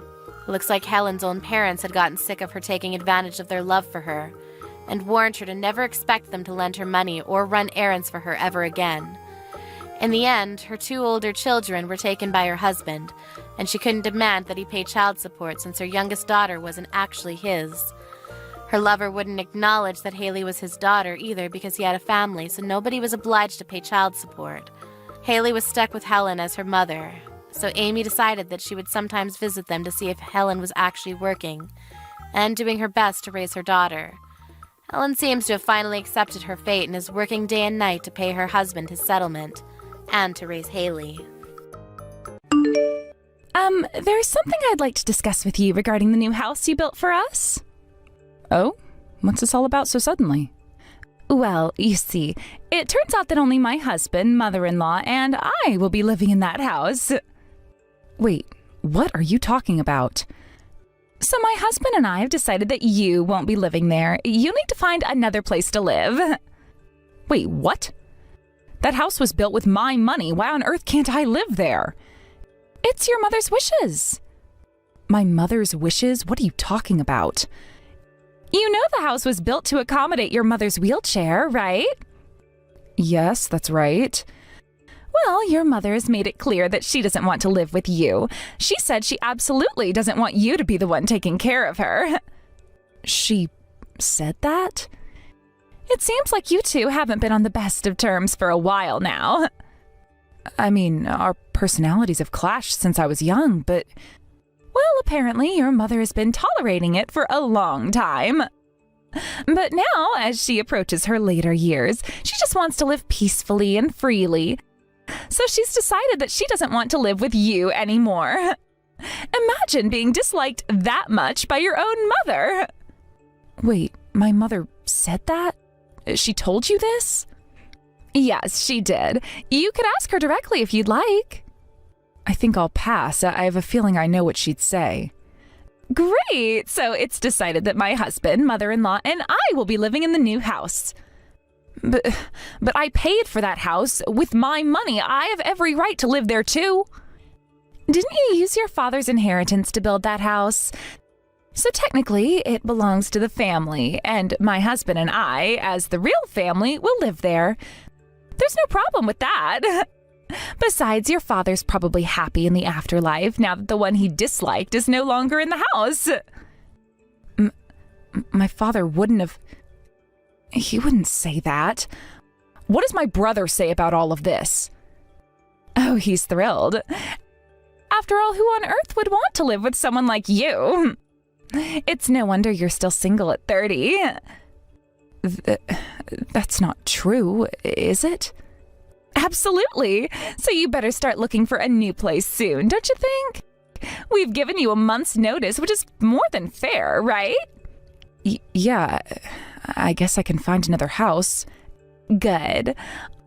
Also, from now on, please don't come near our new home. I wouldn't want you ruining our happy family life, my loving husband, mother-in-law, and I. We deserve some peace. I see. Oh, I can't wait to start our new life in that beautiful new house.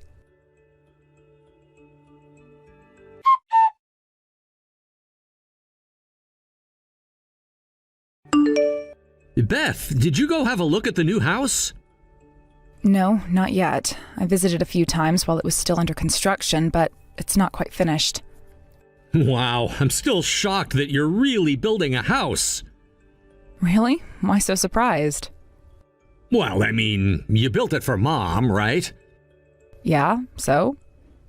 Come on, you and Mom haven't exactly been best friends. You two have had a rocky relationship for as long as I can remember. That's true, but I promised Dad. It was one of the last things he asked me to do before he passed away. He made me swear I'd take care of Mom. Dad really put that on you? Even though he knew how hard things were between you and her?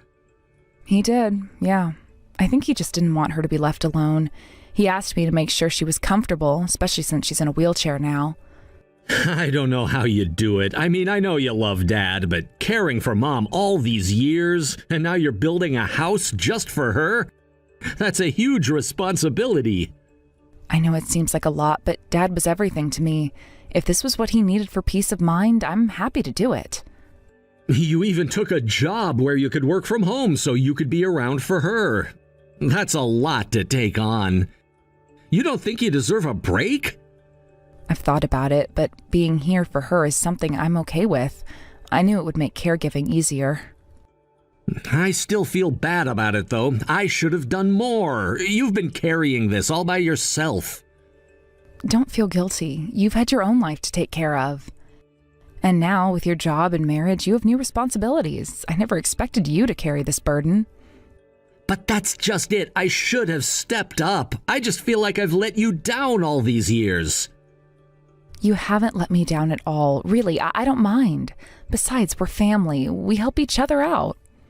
I'm just saying, now that I've got things more settled with my life, I want to make sure I start giving back to you. You've sacrificed so much. That's sweet of you to say, but don't worry, I'll be fine. I know, but still, it feels strange thinking about living together again. I haven't lived with you since high school, and that was, almost 10 years ago? It does feel strange, doesn't it? A decade is a long time. Yeah, it is. But it'll be nice, right? All of us under one roof again, just like old times. Actually, that's what I wanted to talk to you about. What do you mean?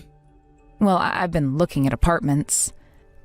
Wait, what? Why? Isn't the new house for you, Mom, and me? Yeah, but it looks like I won't be moving in with you all. What are you talking about? You built that house. It's yours. Why wouldn't you move in? Maddie suggested it might be better if I found my own place. My wife, Maddie, said that? Why?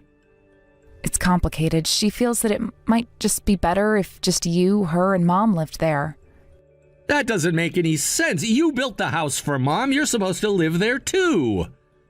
Yeah, that's what I thought at first, but Maddie brought up some things that made me reconsider. What things? What did she say? Well, she pointed out that maybe Mom would be happier living with just you two, that maybe my presence would complicate things. Complicate things? How? You've been taking care of Mom for years.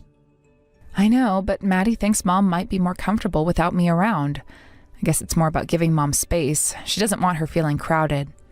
That sounds like Maddie's trying to push you out of the picture. Are you sure that's what Mom wants? Honestly, I don't know. I haven't talked to Mom about it yet, but I trust Maddie wouldn't suggest something like this if she didn't think it was for the best. I don't know, Beth. Something feels off. You've done so much for Mom. You're the one who's been here for her day in and day out. I'm not upset. If it's better for Mom, then I'm willing to step back. I've always wanted what's best for her. So what happens now? You're really gonna move out? I think so. I'll find a place nearby so that I can still visit often and help when needed. I won't be far. Are you sure about this? Yeah, I think it'll be fine. Maybe it's time for me to have a little space too. I guess, but it still feels weird. It does, but sometimes change is necessary. We'll figure it out. And don't worry, I'll still be around if you or Mom need anything.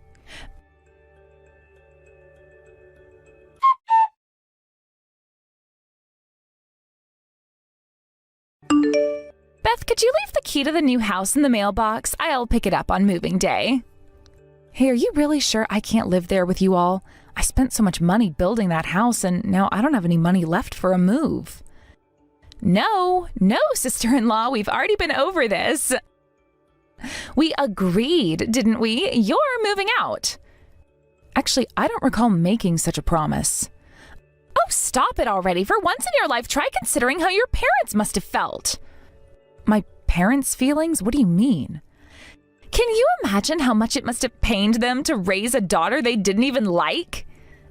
This is your one and only chance to do something for them. The least you can do is accept our request without causing a scene. I see. Well, I've already done a lot. I built the house, cared for Mom, and tried my best to be a responsible family member. Even though Mom and I never got along, I always considered her family. It looks like that was all just in your head. But I accepted you too, you know. As my brother's wife, I thought of you as part of the family. I welcomed you as someone important to him. Why are you treating me like this? You're supposed to be close to Mom, right? Can't you at least try to convince her to let me stay? Are you serious? Of course not. Why would I do something like that? My share would get smaller. Wait, your share? What are you talking about? I'm talking about the inheritance, of course, and my husband's earnings. What does that have to do with anything? I'm saying that I don't want to share any of that money with you. It's all mine. But the inheritance was already divided between me and my brother. I'm not going after your husband's money. Oh, please. You and your little remote job, you're not making enough to even get by. I'm not risking anything when it comes to my husband's income and our future. That's ridiculous. The inheritance was settled a long time ago, and I don't care about his earnings. Yeah, right. Like I'd believe that. You work from home, and let's face it, that's hardly a real income. All the wealth and earnings belong to me. The only reason I even married your brother was because he was an elite with a fat paycheck. I see. So that's all this was to you? Just money? Of course. What else is there? I've heard enough. Now, I understand what this is all about.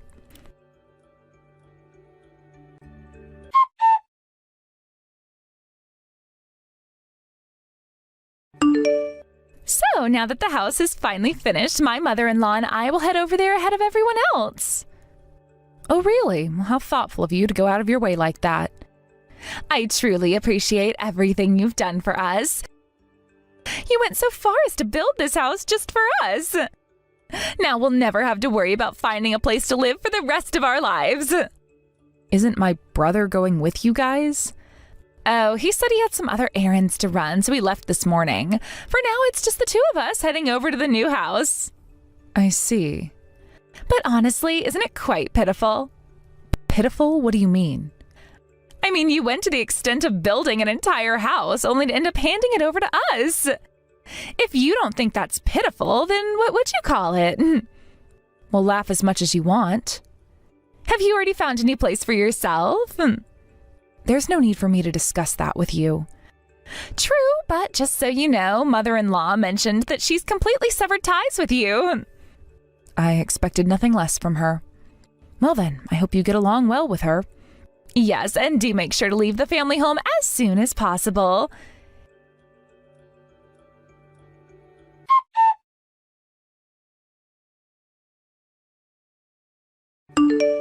Hey, what's going on over here? Oh, I see you're contacting me again, despite our arrangement to sever ties. Of course I'm reaching out. Where is the key? I need it to get into the house. The key? What key are you referring to? The key to your house you bought for your mom. I specifically asked you to leave it in the mailbox so that I could pick it up on moving day. Oh, right. I remember you mentioned that.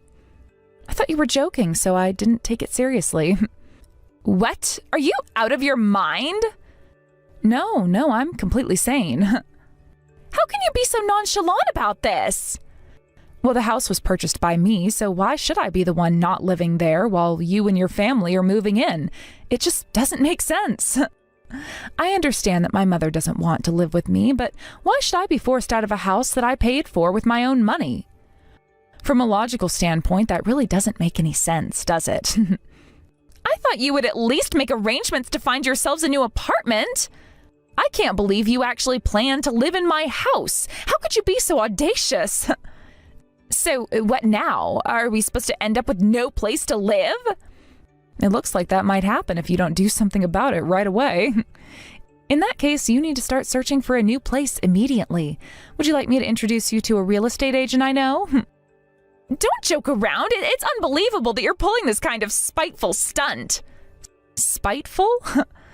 You're the one who has been causing all sorts of trouble. What you've done to me is much more spiteful than anything else. What are you talking about? You made me go through the trouble of building the house and then told me to leave. That's not something a decent person would do. But you have to understand, mother-in-law was genuinely looking forward to living in that house, and this is how you repay her? Isn't that just pathetic? I don't care. I have already cut ties with her. She is no longer considered my mother. How can you be so heartless? Heartless? How so? I had to endure daily criticism from her. Despite everything, I cared for her because it was Dad's dying wish. I dedicated my personal time, my shopping, and everything to taking care of her. And now, after building the house, I'm being treated like I'm no longer needed. You're not going to set foot in that house, so find somewhere else to live. So that was your plan all along, wasn't it? Let me make it clear, it wasn't just me who was supposed to live in that house. My husband was also supposed to be part of that plan. I was aware of that. I wonder how he'll react when he finds out. He was so enthusiastic about moving into the house. Just so you know, my husband was still on your side, but after this, he might end up distancing himself from you as well. If my brother decides that, then I have no right to argue. I'm going to contact him right now. And then you'll be left all alone, but don't blame me. That was your own doing. Well, hurry up and contact him. All right, I'll do it even without being told. I've got a lot to sort out with him on this anyway.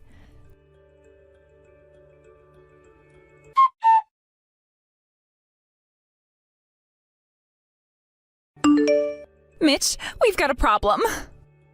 Maddie, what's happened? I can't get into the house that Beth bought. It's locked, and she's refusing to give us the key. What? How did this happen? Is there some sort of trouble? It's not a mistake. It's deliberate. Beth is trying to force me and your mother out. Beth is doing that? But why? I thought she was committed to helping out. Well, apparently she's changed her mind. She claims that your mother and I are a nuisance and doesn't want us around. But you and my mom haven't always seen eye to eye with her. Still, I didn't think she'd go this far. Are you sure this is happening? Absolutely. She built the house for your mother and promised it would be our new home. But now that we've completed all the moving preparations, she's saying we can't enter the house. It's like she's deliberately trying to make our lives difficult. This sounds like outright harassment. Doesn't it? I am so frustrated. It's like she's forgotten all the promises she made. This isn't just about moving. It's about her being cruel and unjust. You really believe this is her trying to harass you, though? Yes, I do. Why else would she do this if not to cause trouble? It's her way of getting back at us. Well, let me be clear. The root of this situation isn't just my sister's actions. It all stems from the relationship you and my mom have had with her. What are you talking about, Mitch? Are you saying this is our fault? Yes, that's exactly what I'm saying. Do you think I'm unaware of what's been going on? This situation didn't just come out of nowhere. I see. So Beth must have been feeding you lies about us. That's why you're blaming us. That's not it at all. This situation is more complicated than you're making it out to be. Why else would my sister choose not to live in the house she bought? Well, she didn't share the details, and neither did you or your mother. I thought it was something you were all aware of. You should have questioned the situation more thoroughly. The person who built the house wasn't planning to live there, and you didn't think that was strange? I didn't question it because I'm not familiar with these family dynamics. If you had any common sense, you would have seen that forcing your sister-in-law out was wrong. But it was your mother who was the one being unreasonable. And yet you sided with her instead of trying to find a solution. You also reported it as if my sister was at fault. I'm disappointed in both you and my mom for how you've handled this. Wait a minute. Let's not jump to conclusions. Think about how much effort my sister put into supporting my mom. She went through a lot to build the house. It was a huge financial burden, and she took on a massive mortgage just for my mom's sake. But wasn't the home purchased with your father's inheritance? No, Beth didn't use any inheritance money for this. She loved our dad deeply and wanted to preserve his legacy. She earned the money herself and used it to buy the house. And yet you and my mom are trying to push her out of the house she worked so hard to secure. I will not forgive this. Don't contact me again about this. Mitch, wait. Mitch, please answer me. I'm done discussing this. Your actions have consequences, and I'm not willing to tolerate them anymore. Please, Mitch, listen to me. We're in a difficult situation, and I need your help. You should have thought about the repercussions before making these decisions. I'm not going to support or condone any more of this behavior. What am I supposed to do now? We are out of options, and I don't know where to turn.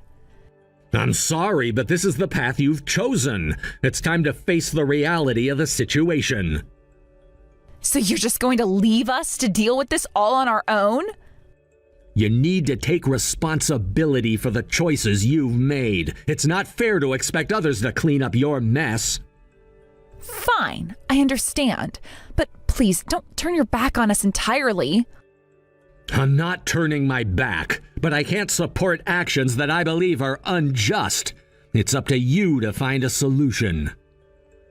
I'll figure something out, but I want you to come back to me soon, okay? Good luck. I hope you figure some way out of the problem you created for my mom and you. But don't expect me to be coming back to you both anytime soon. Wait, but Mitch...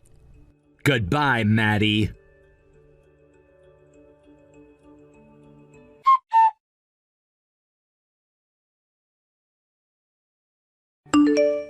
You really went and told my husband about all this, didn't you? Told him? What are you talking about? Because of you, I can't get in touch with him anymore. Oh, that. Well, I did mention to him that there might be problems with moving into the new house. He asked for details and I gave them, but it wasn't snitching, I just answered his questions. So what you're saying is we can't actually move into the new house? Given that you and my mom tried to push me out, it's not surprising that you won't be able to live there. Well, it's not the end of the world. I'm not too worried about not being able to move into that house. Oh, really? You don't mind? Yes, really. I was thinking of moving into the new house because you said you built it, but if you don't want us there, fine. I still have my apartment with my husband, so we'll just live there with your mother. Oh, that's actually a good alternative. It's great that you've thought of something. But isn't your husband quite upset about all this? He's definitely not happy, but he won't just abandon his mother. He's not the kind of person who would leave her in a lurch like that. So if we end up living together, this argument should blow over soon enough. That might be the case. And you'll just be all alone in the new house. Whether I'll be alone or not is uncertain, but I'm pretty sure you won't have a home to go back to. What do you mean? My brother told me he's already started the process to end the lease on that apartment. He's ending the lease? Yes, as soon as I updated him about the situation, he took immediate steps to cancel it. But he said the lease termination was still some time away. It seems that once he received my report, he acted swiftly to terminate the lease. Why would he do that? He saw firsthand how much effort I put into caring for our mom, and he was frustrated that you and her had ignored that. He decided it was necessary to act quickly. So, what about my husband? He's found another place to live, and he's made it clear that he won't be sharing that information with you or our mom. This is unbelievable! So, you and my mom will need to find a new place. Finding a new place shouldn't be too difficult. Oh, you're quite confident about that. Of course, we have the money to find a new home. It's not an issue. Money? But aren't you and my mom both out of work? We have resources. There's still the inheritance from your father. Oh, really? Oh, you seem to be quite uninformed then. What are you talking about? My mom has already blown through that inheritance on some dubious investments. What? That's impossible! It's very possible. If you don't believe me, ask her yourself. She poured all the money into risky ventures and lost it all. I had no idea about this. I'm not surprised. Knowing my mom, she wouldn't openly discuss her financial mishaps with anyone. That old hag! Please don't speak about my mom that way. So you're just leaving her behind now? I've done everything I could for my mom. I put up with her constant criticism for my dad's sake, but now that she's rejected me, I'm under no obligation to continue. My mom chose you, and I'm stepping aside for her happiness. I will leave it to you to care for my mom now. So, you're really abandoning her? I'm not abandoning her. I'm simply no longer responsible for her well-being.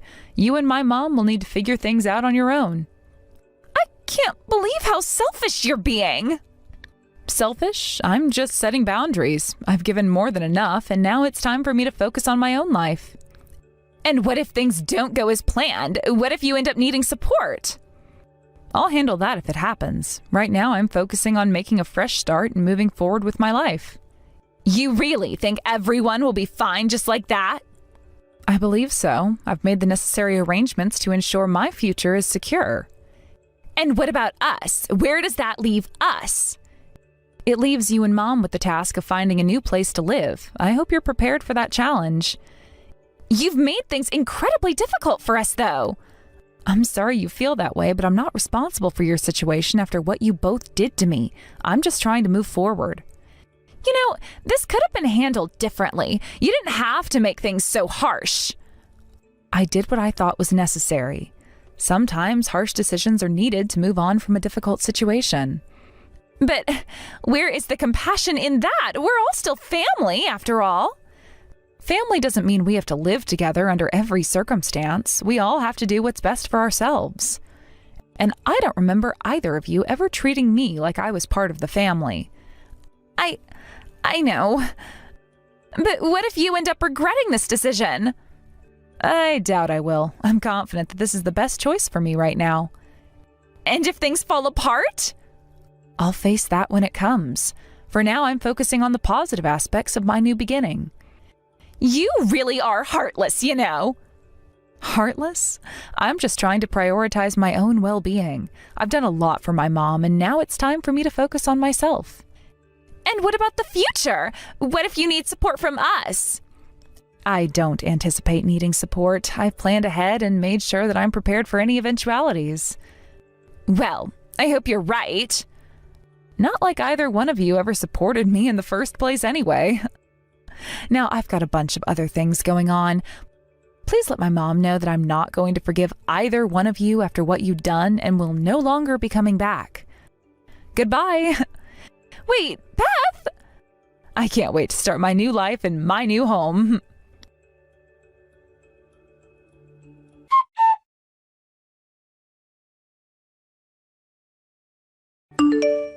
So, in the end, Maddie decided to divorce you and won't be living with Mom anymore, right? Yes, it's true. I have indeed decided to leave Maddie and not stay with Mom. I had a feeling that Maddie would eventually abandon Mom. It seems like she was only interested in Dad's inheritance. Exactly. Maddie's interest was always in Dad's estate. She treated Mom kindly all this time just to secure her position. It's clear now that she had ulterior motives. It's so disheartening to see that my own wife would go to such lengths to get what she wants. But I suppose that's no surprise given what we've seen so far. Yes, it's disappointing, but now we need to think about what to do with Mom. What's the plan for her? As we discussed before, I'll be putting her into a care facility. The cost of that will be covered by me. Are you sure you can handle it? With the divorce and everything, won't it be difficult? Don't worry about that. I know I've asked you to take care of Mom for so long, so this is the least I can do. I want to make sure she's well taken care of, especially since Maddie is out of the picture. I appreciate that, but what about you? Are you okay with everything? It sounds like you're going through a lot. Don't worry about me. I've grown up a lot and I can handle things on my own now. I'm an adult and I've learned to take care of myself and make my own decisions. I see. It's strange how quickly things have changed. I remember when you were younger and now you're handling everything so maturely. I'm proud of you. Thanks, Beth. It hasn't been easy, but I've had to step up. Losing Maddie is tough, but I know it's for the best. It's time for a new chapter, both for me and for Mom, hopefully. Absolutely. It's important to move forward. And as for me, I want to focus on my own happiness from now on. After everything that's happened, I think it's time for me to prioritize what I want. That sounds like a good plan. You deserve to be happy. I hope you find what you're looking for and live a fulfilling life. Thank you. I'll need to think about what truly makes me happy. I guess in a way, I've always focused so much on taking care of everyone else that I forgot to take care of myself. It's understandable. Sometimes when you're busy taking care of others, you neglect your own needs. But now is the time for you to find joy and contentment in your own life. Yes, it is. And it's comforting to know that you're taking charge of things. It's reassuring to see how responsible you've become. Well, I've had to learn quickly. Life throws unexpected challenges at us, and we have to adapt. It's been a journey, but I'm getting there. I can see that, and even though we've had our differences in the past, I want you to know that I support you. I'm here for you, and we're in this together. Thanks, Beth. I feel the same way. Despite everything, we're family, and we need to support each other. I'm glad we're able to talk openly and share our thoughts. Me too. It's been a difficult time, but talking things through helps. I hope that moving forward, we can both find peace and happiness. I hope so too. It's important to find closure and move on from the past. We've been through a lot, but we can start anew and focus on creating a better future. Yes, exactly. And with everything that's happened, I've learned to appreciate the little things more. Life's too short to dwell on the negatives. That's a great outlook. We should cherish the good moments and make the most of what we have. It's the best way to honor the memories and move forward positively. Absolutely. And with Mom hopefully going to a good place and us finding our own paths, I think we can finally start to rebuild and find our own happiness. Yes, let's do that. We've been through so much, and now it's time for us to take control of our lives and create a future that we can be proud of. Agreed. Here's to new beginnings and finding joy in the journey ahead. We've got this. We do. And no matter what happens, we'll face it together. Thanks for being here and for understanding. It means a lot. Anytime. I'm always here for you. Let's move forward with hope and determination. Sounds like a plan. Let's embrace the future and make the most of every opportunity that comes our way.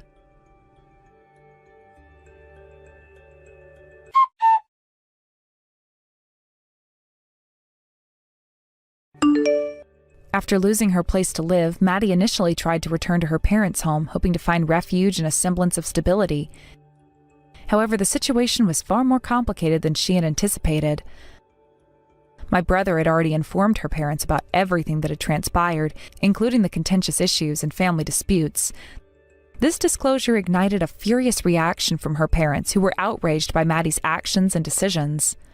Her parents' anger was palpable and intense, leaving Maddie with no choice but to seek alternative solutions. Her attempts to reconcile or find a way back to her family home were thwarted. The relationship with her parents was now irreparably damaged, and Maddie found herself isolated from her own family. The support she had hoped for was now completely out of reach. In the immediate aftermath of this family fallout, Maddie sought temporary refuge with friends. She stayed at their homes, hoping for some stability and a chance to regroup. However, this arrangement was short-lived. While it provided a temporary solution, it was clear that she could not remain a guest indefinitely.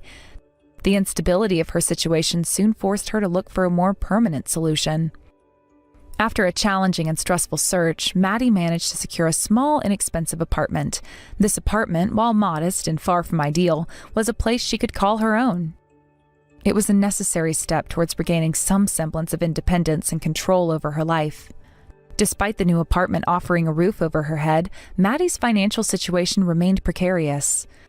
To support herself financially, Maddie took on a part-time job at a convenience store. However, this new job brought its own set of challenges. Adjusting to the fast-paced environments and the demands of the role proved difficult for her. She struggled with the tasks and often found herself overwhelmed by the expectations set by her manager and coworkers. The pressure and constant criticism took a toll on her, and the stress of trying to meet job requirements only compounded her difficulties. Her daily experiences at the convenience store were marked by frustration and dissatisfaction. Maddie's inability to cope with the demands of the job led to frequent absences. Her lack of commitment and the repeated failures to show up for work did not go unnoticed by her employer. The consequences of her actions were swift. She was eventually terminated from her position at the store. The loss of her job only exacerbated her financial struggles and deepened her sense of despair.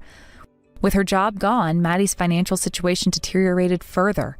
She struggled to manage her expenses and soon found herself accumulating debt.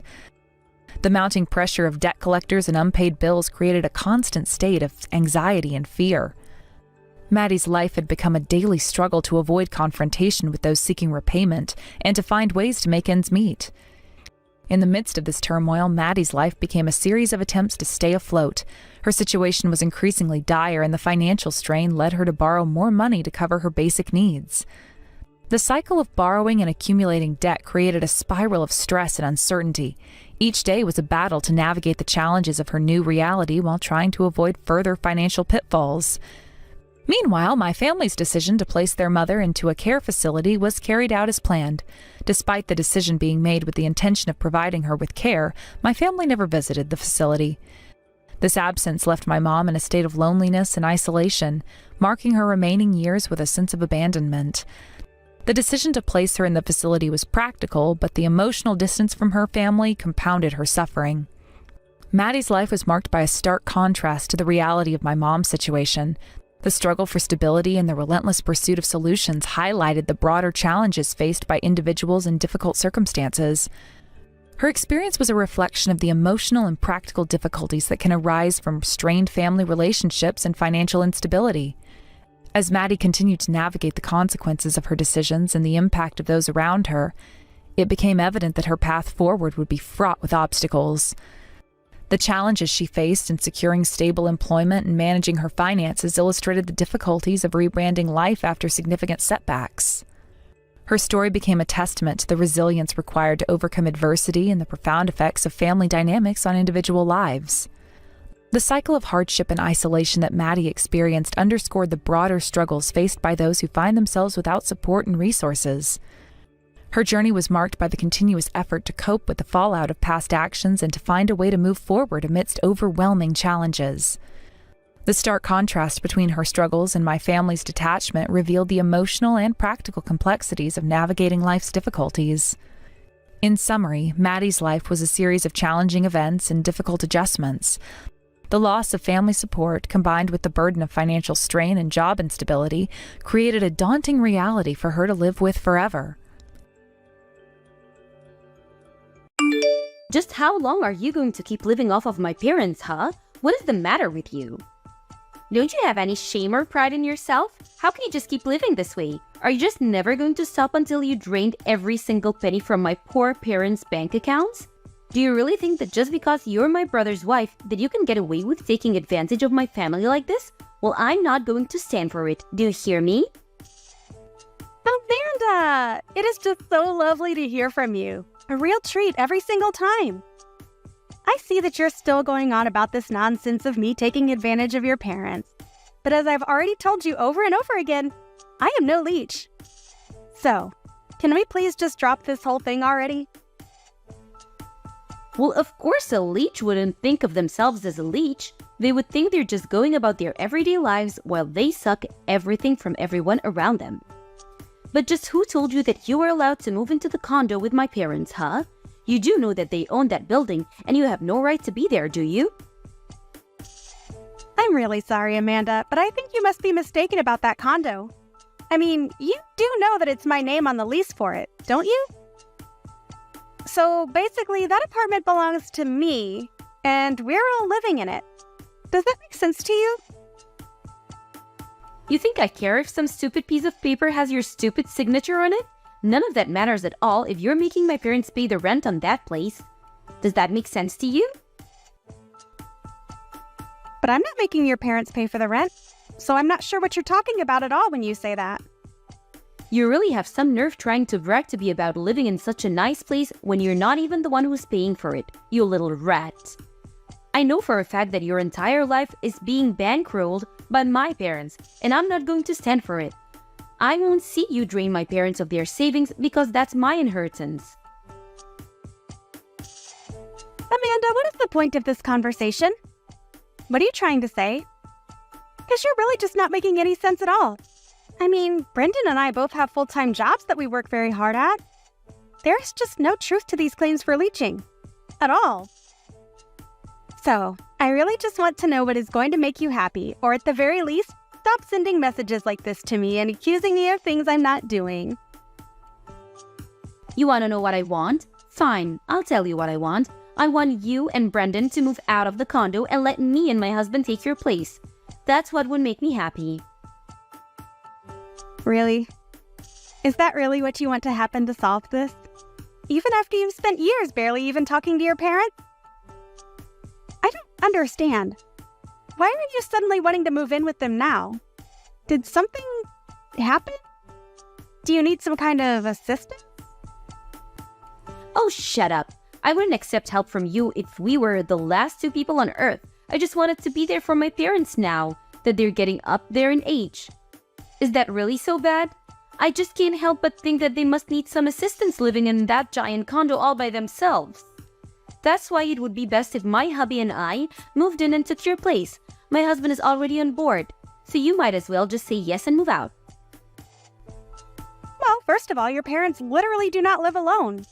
Brendan and I also live in this condo, as you well know. But I still don't understand why you think you and your family would be able to move in with us.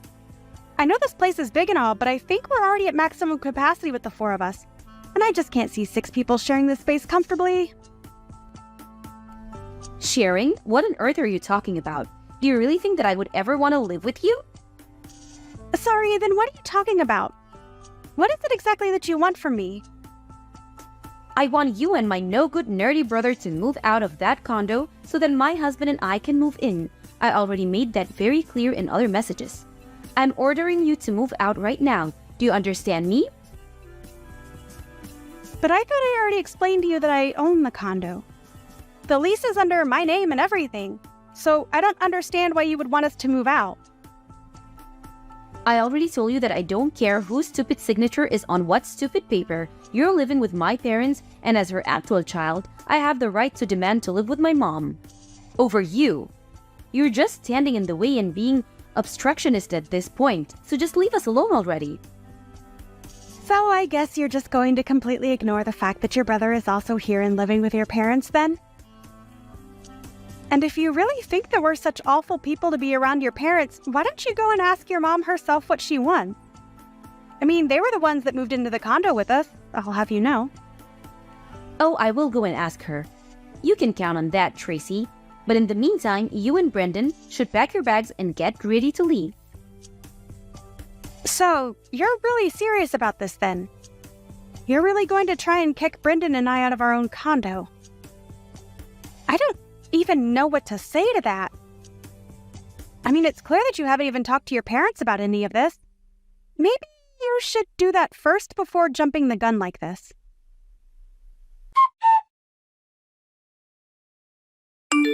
What the heck is the matter with you? I told you that I wanted you out by the end of the week and you're still here? You must have really been trying to piss me off. I guess that explains why I slapped you right on your stupid face. Are you sure that you don't mean to be apologizing to me right now? I mean, seriously, Amanda, have you lost your mind or something? Why on earth would you do something like this? What is the matter with you? Oh, shut up, you sore loser. I told you and Brendan to be out of the condo by now and you weren't. You had plenty of warning, so don't act so shocked about this. And what about these boxes that you've left here at that condo? Are you going to come and get them or shall I just chuck them all in the garbage? Amanda, you are seriously going to regret doing this. I don't think that you understand the mistake that you're making. I mean, you clearly had no clue that it was Brendan and I, mostly me, that were letting your parents stay with us out of the kindness of our hearts. But you seriously hit me to get me out of my own home. You are not going to live this down, and I will make sure that you pay for this. Oh, please. You think I care what some little leech thinks about what I've done? You two can just disappear for all I care. Now this condo is all mine. And we deserve it much more than you do. After all, you were just leeching off my mom and my dad, using them like your purse and piggy bank. But I talked to my dad and he said it was fine if we move in. I'm wondering if you've heard the saying, pride comes before the fall? In this, I think it's more idiocy than pride, but it can be hard to tell with you. I mean, you really just don't know when to quit, and now you've gone and made a real mess of things for everyone. There you go. Now the real you starts to come out. You know that people only resort to name-calling when they have nothing of value to add to a conversation. And besides, don't go acting as if you weren't trying to steal my family's home around from them. I was only doing what I had to do to protect my parents from horrible people like you and my brother. So just shut up, accept that you've lost, go and never come back, and take my stupid brother with you. If insulting people means that you have nothing to add to a conversation, then that certainly explains every message you've ever sent to me.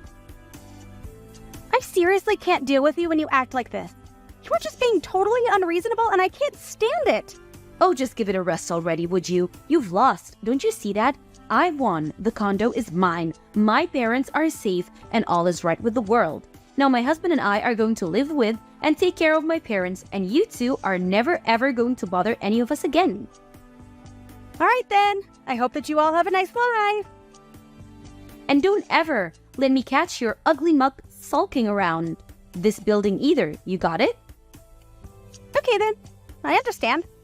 But if you're doing this, then there is some business that we need to attend to. Of course, I still haven't forgiven you for this, or for hitting me in the face. But there is some paperwork we need to take care of. Like changing the name on the lease. Okay then, it's all done. I talked to the leasing company, explained the situation, and that should be the end of it. Enjoy living in your new condo, Amanda! It's about damn time you got back to me. Could you have moved any slower? You really are useless if I took you that long to change some names on a form. It really is a good thing that I'm kicking you out now. Who knows what damage you might have caused? Well, does it feel good? Do you think you've won now? Are you glad that your brother and I are finally moving out? Because Brendan and I couldn't be happier to finally be rid of that place. Oh, please. You think I'm really going to buy that you're happy and that I was able to steal your home away from you? Try less harder. I mean, you two are homeless now. You have nowhere to go, and I've taken everything from you. What could you and my stupid brother possibly be so happy about? Oh, Amanda! I think you're mistaken again. Brendan and I aren't going to be homeless at all. We've been living in a hotel and we'll keep doing so this week while we arrange all of our stuff for the move. I told you over and over again that Brendan and I both work full-time jobs. And we have quite a bit amassed in savings now. Not to mention the fact that I'm going to be charging you a prorated fee for the time that you'll be in the apartment, as well as for the down payment and everything like that. You really expect me to pay you a single cent? Why on earth would I ever do that? Well, because in all those documents I sent you to sign, your husband signed a deal agreeing to pay all of this. So I'm afraid you can't run from this one. Wait, what? You can't be serious. We're not going to pay anything that you didn't already explain to us that we'd have to pay beforehand. That's just ridiculous. It's particularly theft. I'm sorry, but it really isn't my fault at all if you or your husband just signed those papers without reading through what they said. But anyways, you've already signed them and they've already been officiated, so there really isn't anything you can do about it. And then, once you've paid Brendan and I what you owe us, we'll agree to never ever talk to you again. Which means that we expect to never hear from you either. Whatever. I don't care about anything you and my lousy brother have to say. We would never even want to talk to you again anyways. And besides, we still have this condo all to ourselves. I seriously doubt that whatever we owe you is even going to be that much. So we'll pay for it for no reason than to finally be rid of you. All right then. If you pay us what you owe us, then we'll be out of your hair and you'll never have to deal with us again. That is what you want, isn't it? You know darn well that's exactly what I want. Not only was I able to save my parents from being in the clutches of horrible vampires such as yourself, but now I finally get to live with my parents. You know, you keep calling me a parasite and accusing Brendan and I of leeching off of your parents. But I think that you and your husband are going to be the real leeches. Say whatever you want, you sore loser. It isn't going to change the fact that I have a condo and you don't, and you're clearly just jealous of that fact. Great. Well, think what you want. I really don't care. I hope that this all turns out the way that you want it to. Good luck with everything, and never ever contact us again, okay? I was just about to tell you the same thing about not contacting me. I really don't care at all how you and Brendan's life end up, really. Right, well, I guess I'm just wondering how you two are going to afford to pay rent on that place next month. After all, it was not cheap to live in that place, but I'm sure that you'll all figure it out. Good luck! Whoa, what? What is that supposed to mean? Is that some kind of joke? Nope, I'm very serious. You'll have to pay to keep living there. It's kind of how these things work. Anyways, we're still busy with moving stuff here, so I've got to go. See ya! Tracy, What is the meaning of this, huh? I mean, how could this happen? You need to explain to me what is going on right this instant. Oh, Amanda! That's so funny hearing from you so soon. I thought you said that you were never ever going to reach out to us ever again. I wonder what this could be about. What seems to be on your mind? And please make it quick. I really don't have the time to talk to someone like you. We can't afford the rent on this place and things are falling apart here fast. We even asked my parents to pay, but they said that they don't have any money in their bank accounts. Well, yeah, I knew that already. But anyway, what is it that you wanted to talk to me about? Unless... No, Amanda. Say it isn't so. Don't tell me that you didn't know your parents were penniless. Wait a second. You know that my parents didn't have any money in their bank accounts? Of course I did. Why do you think that I was the only one paying for everything up until about a month ago? They certainly couldn't afford to do it. But that's... Wait, what? Are you kidding me? So they really don't have any money at all? That's what I'm telling you. Your parents don't have any money that I wasn't giving them. In fact, both of your parents were in so much debt that they had to sell their old house. That's when they had to reach out to Brendan and I and ask if they would live with us. They sold their house because they were in debt? But I had no idea about that. Why didn't I know about it? Probably because you never showed any interest in your parents until you thought you could use them to steal my condo from me. But it's all true. They couldn't afford to live in their own place, and so they begged us to let them move in. And we said yes. But then, how am I supposed to pay this month's rent? I certainly can't afford a place like this. Tracy, what if you moved back in with all of us and then you could go back to paying how you used to? You can't be serious about that, right? You really think that I would ever move back in there and live with you guys again? No. Brendan and I already told you that we never wanted to hear from any of you ever again. We've already bought our own new condo and we don't want anything else to do with any of you as long as we live. Do you understand? Hold on a second. You and my brother bought a new condo together? But I don't believe it. How could you do that to me? To you? This has nothing to do with you at all. We just needed a place to live since someone kicked us out of our old place. But I had no idea that my parents didn't have any money. How could I have even know that? You should have told me about this before you let me kick you out. Oh, please, Amanda. I told you time and time again that you should really talk to your parents about this. But you just wouldn't listen. Besides, do you really want me to feel bad for you after you slapped me in the face and stole our condo? This can't be happening. Things weren't supposed to be like this. I don't know what to do. I tried to tell you that Brendan and I were not the so-called parasites that you thought we were. If anyone was living off of anyone, it was your parents off of us. We were paying for every little thing at that place. But that isn't fair. I thought that you were just trying to brag about your money so that you could scare me away from taking over your condo. You should have done more to convince me that this was a bad idea. This is all your fault. We were so happy to get to live in this huge place because we thought it was going to be free. But it's not like that at all. How could you do this to us? You betrayed us. Betrayed you? Please do not tell me that you're trying to make yourself out to be the victim here. I am not going to stand for that for 1 second.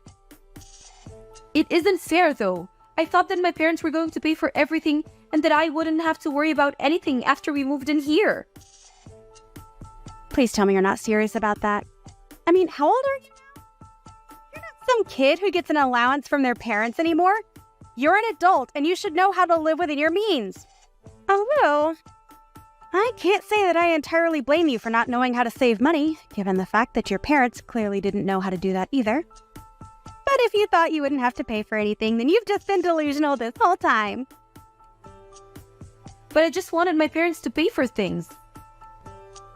Repeating it isn't going to make it happen. You do realize that, right? Saying that you want your parents to pay for everything isn't going to change the fact that they don't have any money. Brendan and I wanted to live in that condo where you all are at for so long. We waited and waited and waited on a list for vacancies, and then we were finally able to secure one. And then, not only your parents, but then you and your husband came and took it all away from us. But I've already signed over the condo to your husband. So it's your problem now. What do you mean you signed it over to him? That doesn't make any sense. When did this happen? Last month, Amanda.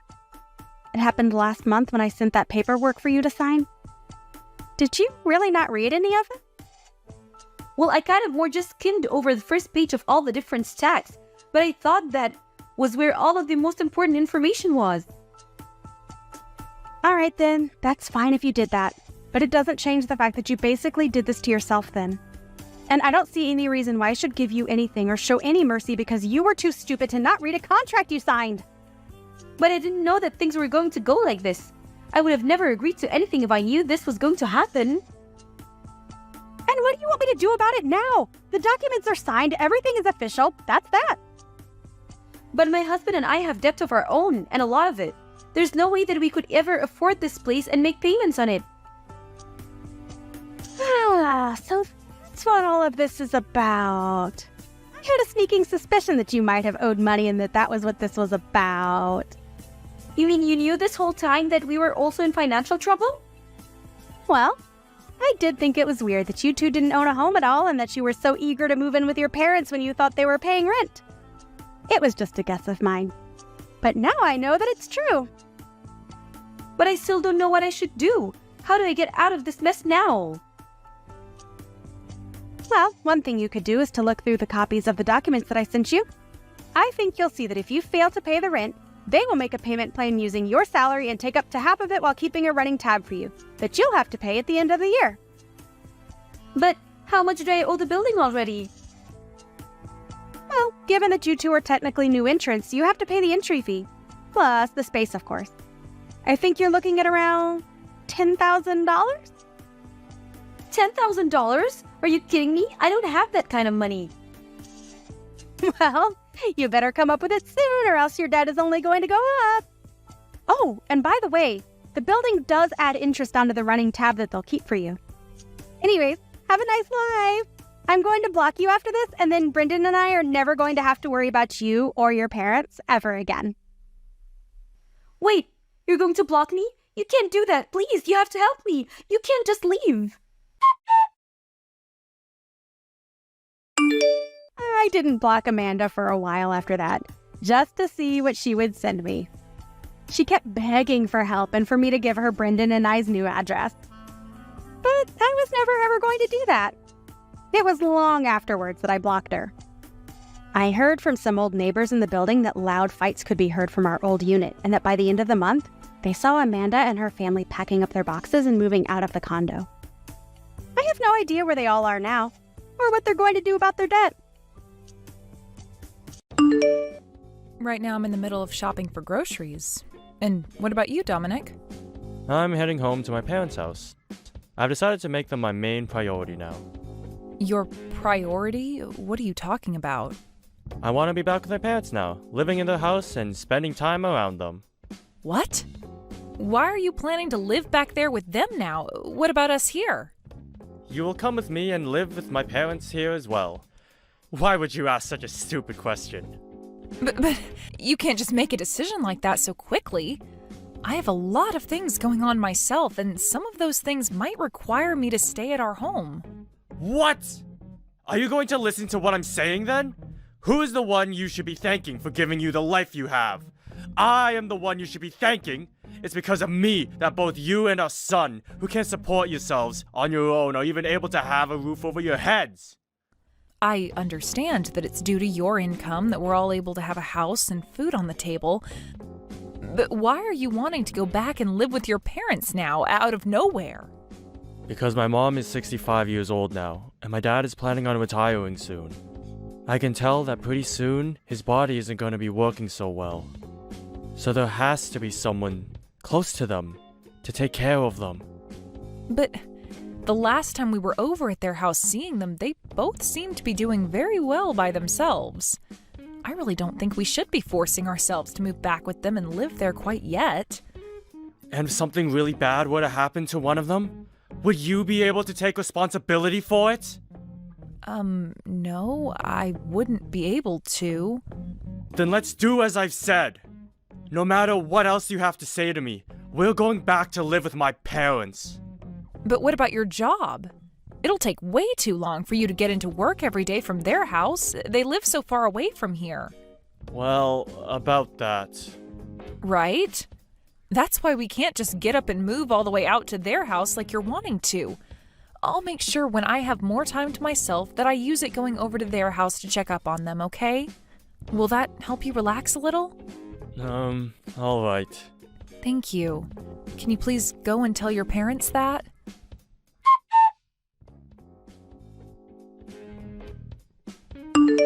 I've decided that starting tomorrow, we're going to go back and live with my parents at their house.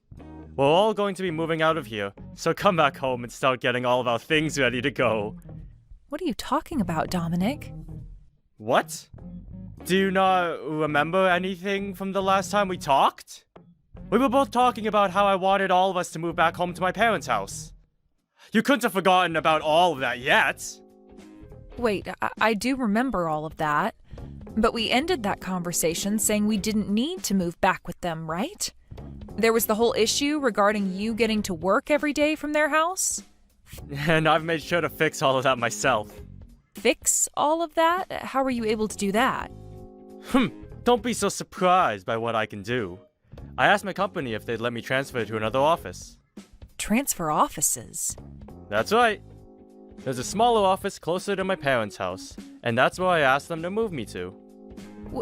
Why would you take all of that this far? Shut it, Bailey!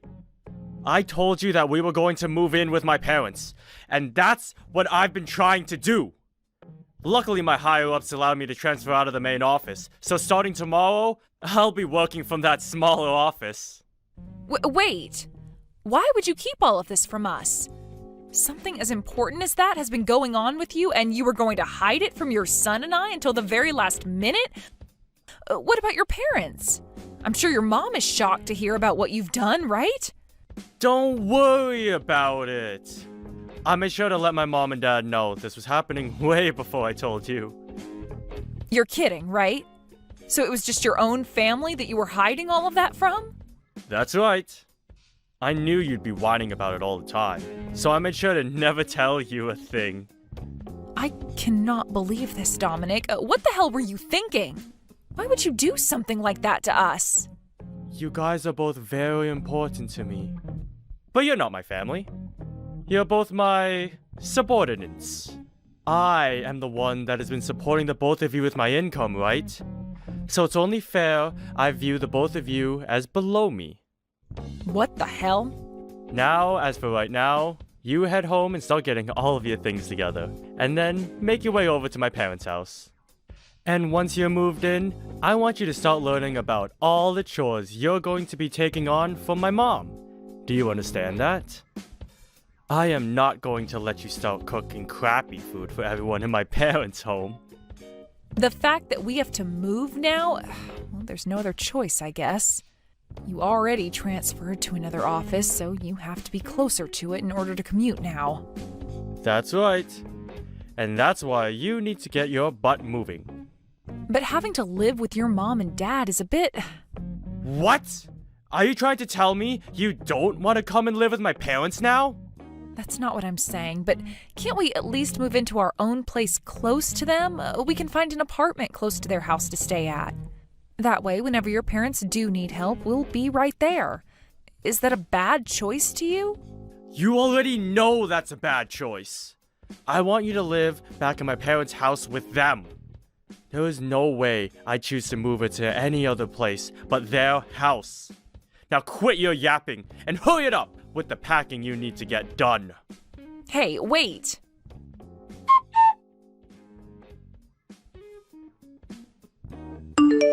Jace, are you doing all right now? I am. Why do you ask?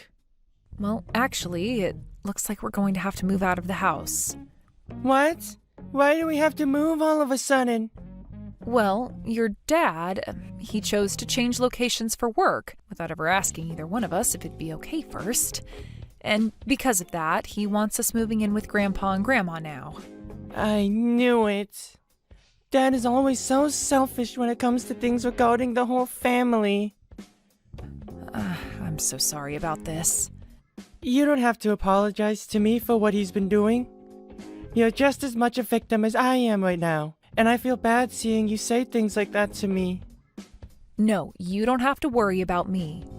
I've gotten kind of used to your dad and how much he loves to make the choices in the house. But this time, he really took things a bit too far. Having to move in with Grandpa and Grandma now. I guess Dad has no idea that I'm not going to be able to live in a house like theirs, right? I guess he doesn't remember anything from what happened way back then. I know he doesn't remember a single thing from it. That guy doesn't give a crap about either you or I, Mom, and it's far too easy to tell him that. I tried to ask him if it'd be all right for us to move into a place close to Grandpa and Grandma's.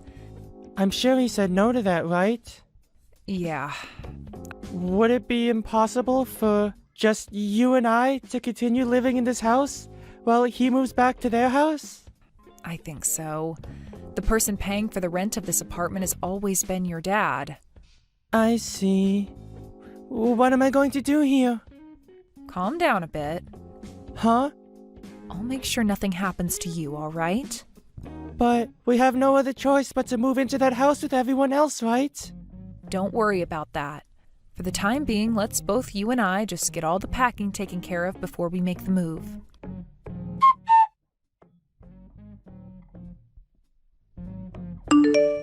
Hey, how's it all going?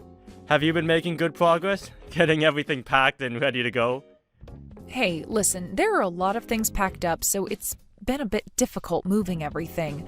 Where are you at right now? I'd really like it if you came here and helped us out. Are you freaking kidding me? You know dang well that every day I have to be at work making money for us. Unlike you, I'm actually out here working my butt off instead of just moping around the house. You do understand that I'm always getting all the chores done in the house, right? I have never once had the time to just mope around all day. Anybody can do chores, Bailey. Hell, even I could, if I really wanted. So stop trying to make yourself look all strong and powerful by saying you do a little cleaning. Then I'm going to have to be the one to work with the moving people and make sure all the paperwork is filled out so that they can take our things to the right address, right? Of course. Stop talking about all of that like you wouldn't be the one dealing with it. You really are such an idiot. And let me just say this right now. Even if getting everything ready to go is difficult for you, don't you dare slack off from the rest of your chores. When I get back home, dinner better be ready for me still. And the bath better be hot and ready for me as well. But I don't have the time to get to all of that. Can we just have takeout for dinner tonight? Are you kidding? If you're not even able to get the chores and cooking done for me, then you have literally no use to me anymore. Now quit with all that jabber and do as I tell you. I knew it. So that's the way you think of me, as your wife. What was that? Do you have something else you want to complain about now? No, nothing really. Then you listen to what I've said and do it. Understood. I'll do everything to the best of my ability. Get it all taken care of, you moron.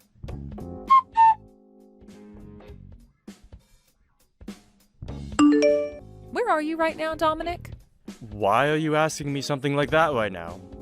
Well, it's the day you planned for us to all move, yet I haven't been able to find you anywhere. I'm sure that's the case for you. Because I've already gone to my parents' house and am here with them right now. What? You already went there by yourself and never told either myself or Jace? That's right. And what's your problem with that? Well, the moving truck is on its way over right now, so I was expecting that you'd be here to help load the things onto it. Why should I have to be the one to do all of that physical work for you? You and those movers take care of it all yourselves. Is that what you want? So you really don't plan on doing anything to help us out, do you? I'm not doing anything. I don't need to be doing it all. And by the way, do you remember what you have to do once you've moved in here with us? What? You need to clean. I want you to clean up all of my parents' house. You want me to clean up that massive house all by myself the moment we get moved in? Well, of course I do. Who the hell else would be taking care of all that? Well, hasn't your mom been the one keeping up with all of that while you and I have been living here? And I told you already that she's too old now to have to be doing all of that. Cleaning is getting pretty hard on her body. So the only person that can do all of that cleaning in her place is you. So you're going to clean. So what you're saying is that I've pretty much got to do everything for everyone now. That's exactly right.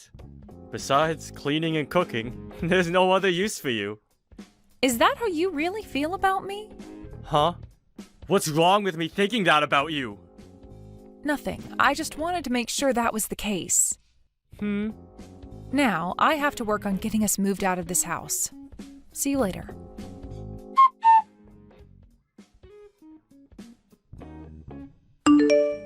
Hey, how much longer do you plan on keeping me waiting? What are you going on about? It's already past 2 p.m. now. It's way past the time that all of our things should be arriving at my parents' house. Oh, is that so? I don't happen to be one of the movers, so I'm not sure about any of that. Bailey, where are you right now? I'm at the house. Huh? It's been 4 hours now, and you're still over at that old house?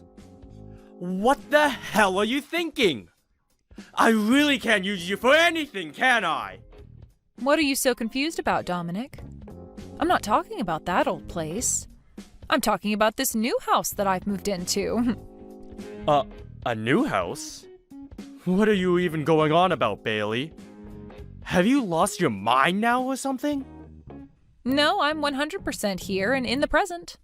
Both myself and Jace have moved into a new house. All of our things have already arrived at this new house for us, and we've already begun unpacking everything. Why is it taking you so long to get over here?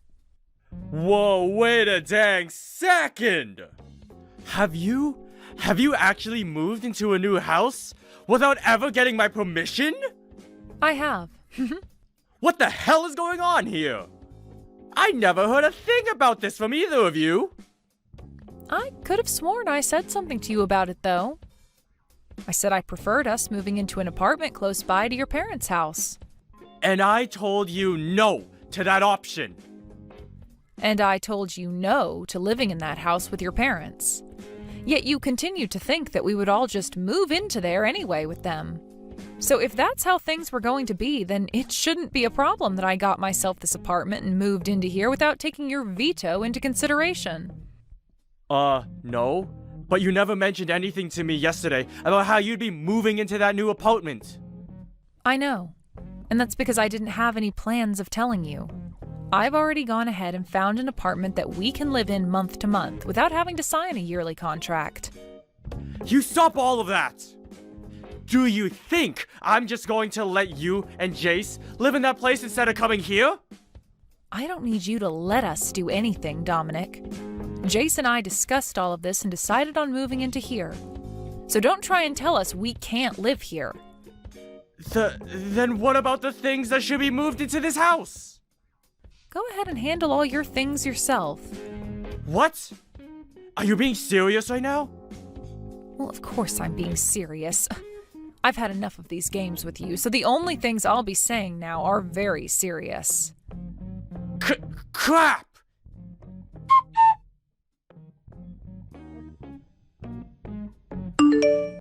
Just a second ago, my things came for me. Well, isn't that wonderful for you? I suppose the movers were just caught up in traffic or something like that? I'm not worried about that anymore, though. So you're not kidding about wanting for the two of us to live in completely different places now, then? I was saying that just a little bit ago. So you're really not going to listen to anything I've been saying? And so what? Do you have no idea what you've done to us by doing all of that? Are you going to start whining about how what I've done is the cause of all our problems? If you're going to start pulling that, then I'll take action myself. No. I'm not trying to fight you on anything right now. Then what do you want to tell me? I I'm just trying to say that the reason I chose to have us move back in with my parents is for all of our sakes. I want you to understand that, Bailey!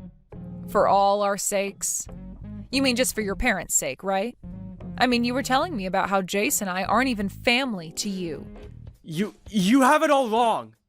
I made this choice thinking about the both of you! Stop it with the lies, all right? If you were thinking about us, then why did you never actually come to us and discuss what you wanted? And I know now that I was wrong for doing that. But come on, just think about it a little. If you guys come back and live with my parents and I, then we'll never have to pay rent. To us, this is a huge plus, and it'll really help us all out. You must have a really messed up head there. You would make all the effort to change offices and everything just so that we didn't have to pay rent anymore? It's not even like you were having any trouble paying the rent with your income, Dominic. But this was also about saving up money for Jace's future and all that. What is he going to do about school? If he moves back into that house with you and your parents, then he's not going to be able to make it to his high school every day. Are you going to ask him to change schools and leave all his friends? Well, about that... yeah... Wow, so you haven't been thinking about us. What has Jace had to say about all of this? Has he been saying he hasn't wanted to move in with his grandparents? You think he'd actually want to move at his age? No, I know for a fact that you're just manipulating him into thinking and saying that he doesn't want to move here. If that's what you think, then why not ask him yourself what he thinks? I will then. I will.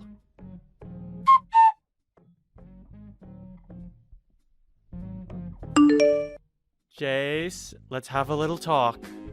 What do you want? I'm really busy right now. You, right now, you're with Mom at the new apartment, right? Yeah, that's right. Is that really what you want for yourself? What are you trying to get at here, Dad? For a long time now, you've never been the one to speak for yourself, right? I'm trying to see if you're just being forced to do as your mom has told you right now. What? Well, I mean, you've always loved your grandma, and you should want to live with her, right? She has really been looking forward to you moving in with her. So what do you think? Alright? Go ahead and tell me how you really feel right now, Jace. I won't bite back. You can tell me everything, and your dad will be all ears. Are you sure you want to hear everything? Of course I'm sure. Well then, here I go with the truth. I would like to live in this new apartment with Mom, and only Mom. Jace, you really don't have to worry about what Mom is making you say and think. I don't have to worry. I haven't been worrying about that though, Dad. Actually, I'm so happy to finally be living in a house away from you. What's happened to you, Jace? You were never the kind of kid who would say something like that to his dad. And what exactly do you know about the real me? That's right. You don't know a single thing about the person I am. I sure do know things about you.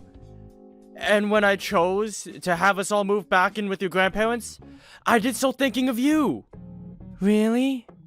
So it was for me then, was it? Of course it was. To me, you are the most important part of this family. Then, do you remember what happened to me the last time I went to that house and stayed with Grandpa and Grandma? What are you talking about? You don't remember. I had to be taken away from there in an ambulance and spent some time in the hospital. Now that you mention it, I do remember something like that. No, you don't. You don't remember a thing about what happened to me. But I'm sure the only reason you had to go to the hospital from their house is because you became sick, right? Nope. For some reason I had an allergic reaction, and it became really hard for me to breathe. An allergic reaction? Did you know that I'm allergic to mites? When I was last over at their place, the carpet and bedding was filled with them, all crawling around. And that's why I had such a bad allergic reaction. So ever since that day, I have not been able to go back to Grandpa and Grandma's house. But of course, you wouldn't know anything about that, because you never cared about me. I do remember that though. You do? And yet you've been trying so hard to have me move into that house and live there? What is that all about? Are you trying to show me how much you hate me or something? No, not at all. You have that totally wrong, Jace. I've had enough of this, Dad. I have things I need to take care of now. Don't bother ever trying to talk to me again, okay?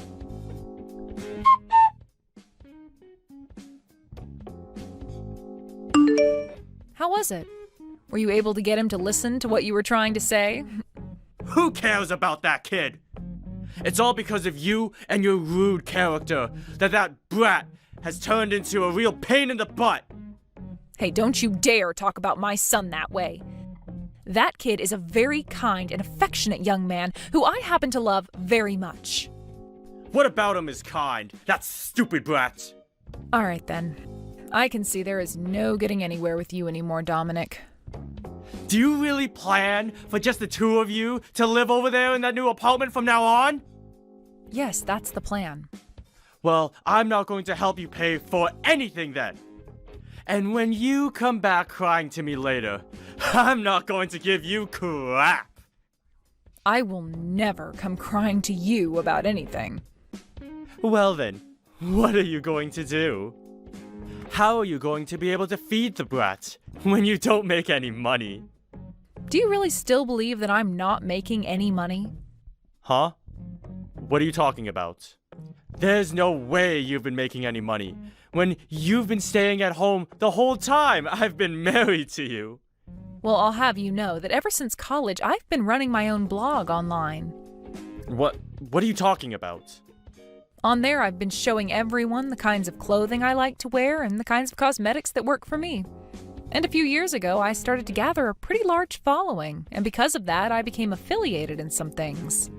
So as of right now, I've had plenty of sponsors. You've had sponsors? Hey, you explain to me right now what the hell you're talking about. As of right now, I have been running an online store where I sell the kinds of clothing and cosmetic brands that I'm sponsored by. And that's the way I've been bringing in money of my own. You have your own shop? You? I do. And I'm making way more from the sponsors that I have than you are with your current job. But I knew saying something about my current work would destroy the pride you've had, so I've kept it all a secret from you. You're lying about all that. I'm sure you won't believe what I'm telling you right now, but this is all the truth. So there is no reason for me to rely on you for money anymore. If anything, Jace and I are going to be living far better off now than you. So, you're being serious then? Yes, I sure am. So you can go ahead and stop worrying about either one of us here and put all your time into caring for your parents. I get it now. I give up. I can see now that everything that's happened here is because of me. But please, don't forget that I made all these decisions while thinking about you two. How the hell does changing work locations and moving out of the house without ever talking to us about it make me believe you were thinking of us? At the very least, I was thinking about Jace when I made these choices. Even after what had happened to him while he stayed at your parents' house before? You want me to believe him living with them again was for his sake? You're joking, right? That allergy that he was talking about was all in his head. By now, he should be well enough to come live here. Unbelievable. You think that his allergy is all in his head? Shut the hell up, Dominic. The only reason you're even able to say something as cruel as that about him is because you've never understood just how little you've cared about your own dang son. No, I do care about him. No, you don't. Back when he had to be rushed to the hospital, you never even came to see him. You told me it was a pain to have to leave work to go see your own son as he was suffering an allergic reaction. I only said that because I thought you were just going to throw a fit or something at the hospital. Bullcrap. I had every reason to be worked up over our son because he could have died that day. And anyway, I'm not going to allow my family to live in two separate houses. Then what are you going to do? I'm going to bring my parents and I to that apartment to live with you guys. Then there shouldn't be any problems, right? No way. I am not okay having 5 people living in this apartment. Then let's move to a place where all 5 of us can live there. We are all family, right? And as a family, we have to stick together at all times. And I believe the exact same thing when it comes to family. Perfect! Then can you please tell me the address of your apartment? No thanks. Why the hell not? Because you aren't family to me. I have no reason to be telling a stranger where my son and I are living. Huh? What are you going on about now, Bailey? Did you just say I'm a stranger to you? I'm sure if I don't tell you straight, you'll never be able to understand what I mean. I'm going to divorce you. I'll make sure to have all the papers and everything sent to your parents' house later. I'd like you to take those documents and go to the courthouse to hand them in once you've filled them out. Whoa, wait a minute, please. What the hell is this about? A divorce? This is way different from what we're normally talking about. Oh, I don't think so. You continue to do things only for yourself, and that's gone and killed any of the love I had left for you. And that's why I want a divorce now. None of this is any different from what's been going on already. Just calm down, alright? Jace is still in high school, Bailey. Do you have any idea how he might feel when he finds out his mom wants a divorce? I'm sorry, but Jace has already agreed with me divorcing you. Liar! There's no way he'd be alright with something like that. Unfortunately for you, though, he told me straight to my face that he's happy that I want to leave you. Well, once you've calmed down a bit, perhaps you can go ask him about that yourself. I'm sure he's going to tell you the exact same thing I'm saying now. No way. Also, I'm going to be getting a settlement from you in the divorce. A settlement? What makes you think you can do that when you're the only one wanting this divorce in the first place? I am never going to let you get any money from me. It's not about you letting me get any or not. It's about what the court is going to say. Do you have any idea about any of the things you've done to me while we've been married? You have shown more than once that you feel as though you have all the power in the family and that you can abuse it to get whatever you want from me. That is more than enough to allow me to get a settlement from you. I haven't been trying to harass you or anything, though. Then go and take a look at all the texts you've sent me before. I think after taking a read through everything, you'll have a better idea of what you've been trying to do to me. Then I won't have to explain anything to you about it, right? But there's no way. Now I'm going to get myself a lawyer to talk to, and after today, you can talk with them if you have anything else to say to me. I don't want you to ever contact me directly again. Hey, wait! Can you at least listen to one last thing from me? No, thank you. If you have anything else to say to me, then talk with my lawyer about it.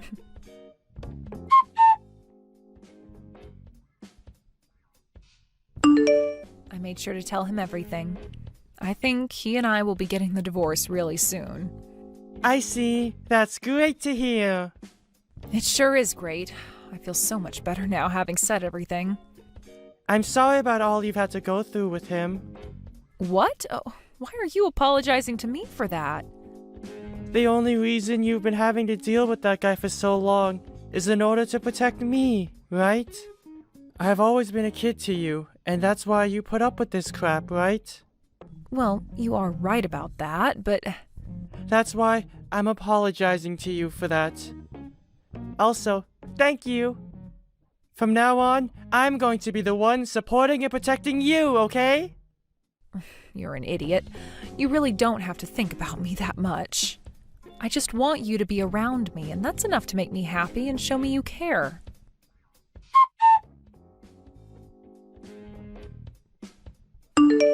In the end, I was able to get the divorce from Dominic with no issues. And after everything was over between us, he started to have some real troubles with his money. Had he just had to pay for the settlement and the last few years of child support, he would have been just fine. But that didn't seem to be all that he had to deal with. Right after the divorce, his dad ended up having a stroke and passed out in their house. After that, he was left paralyzed on his whole left side and required a lot of Dominic's time to be taken care of. Dominic was left having to pay for both his dad to be treated for the stroke and the care he'd need to receive afterwards. With everything put together, he really had no room to pay for himself or anything else in his life, requiring him to take out some loans. In order to try making more money again, he asked his higher-ups to let him move back to the main office. But this time, they weren't so kind towards his request. As of right now, Dominic is really regretting ever asking his bosses to move him to the office closer to his parents, and I'm sure those regrets will never stop.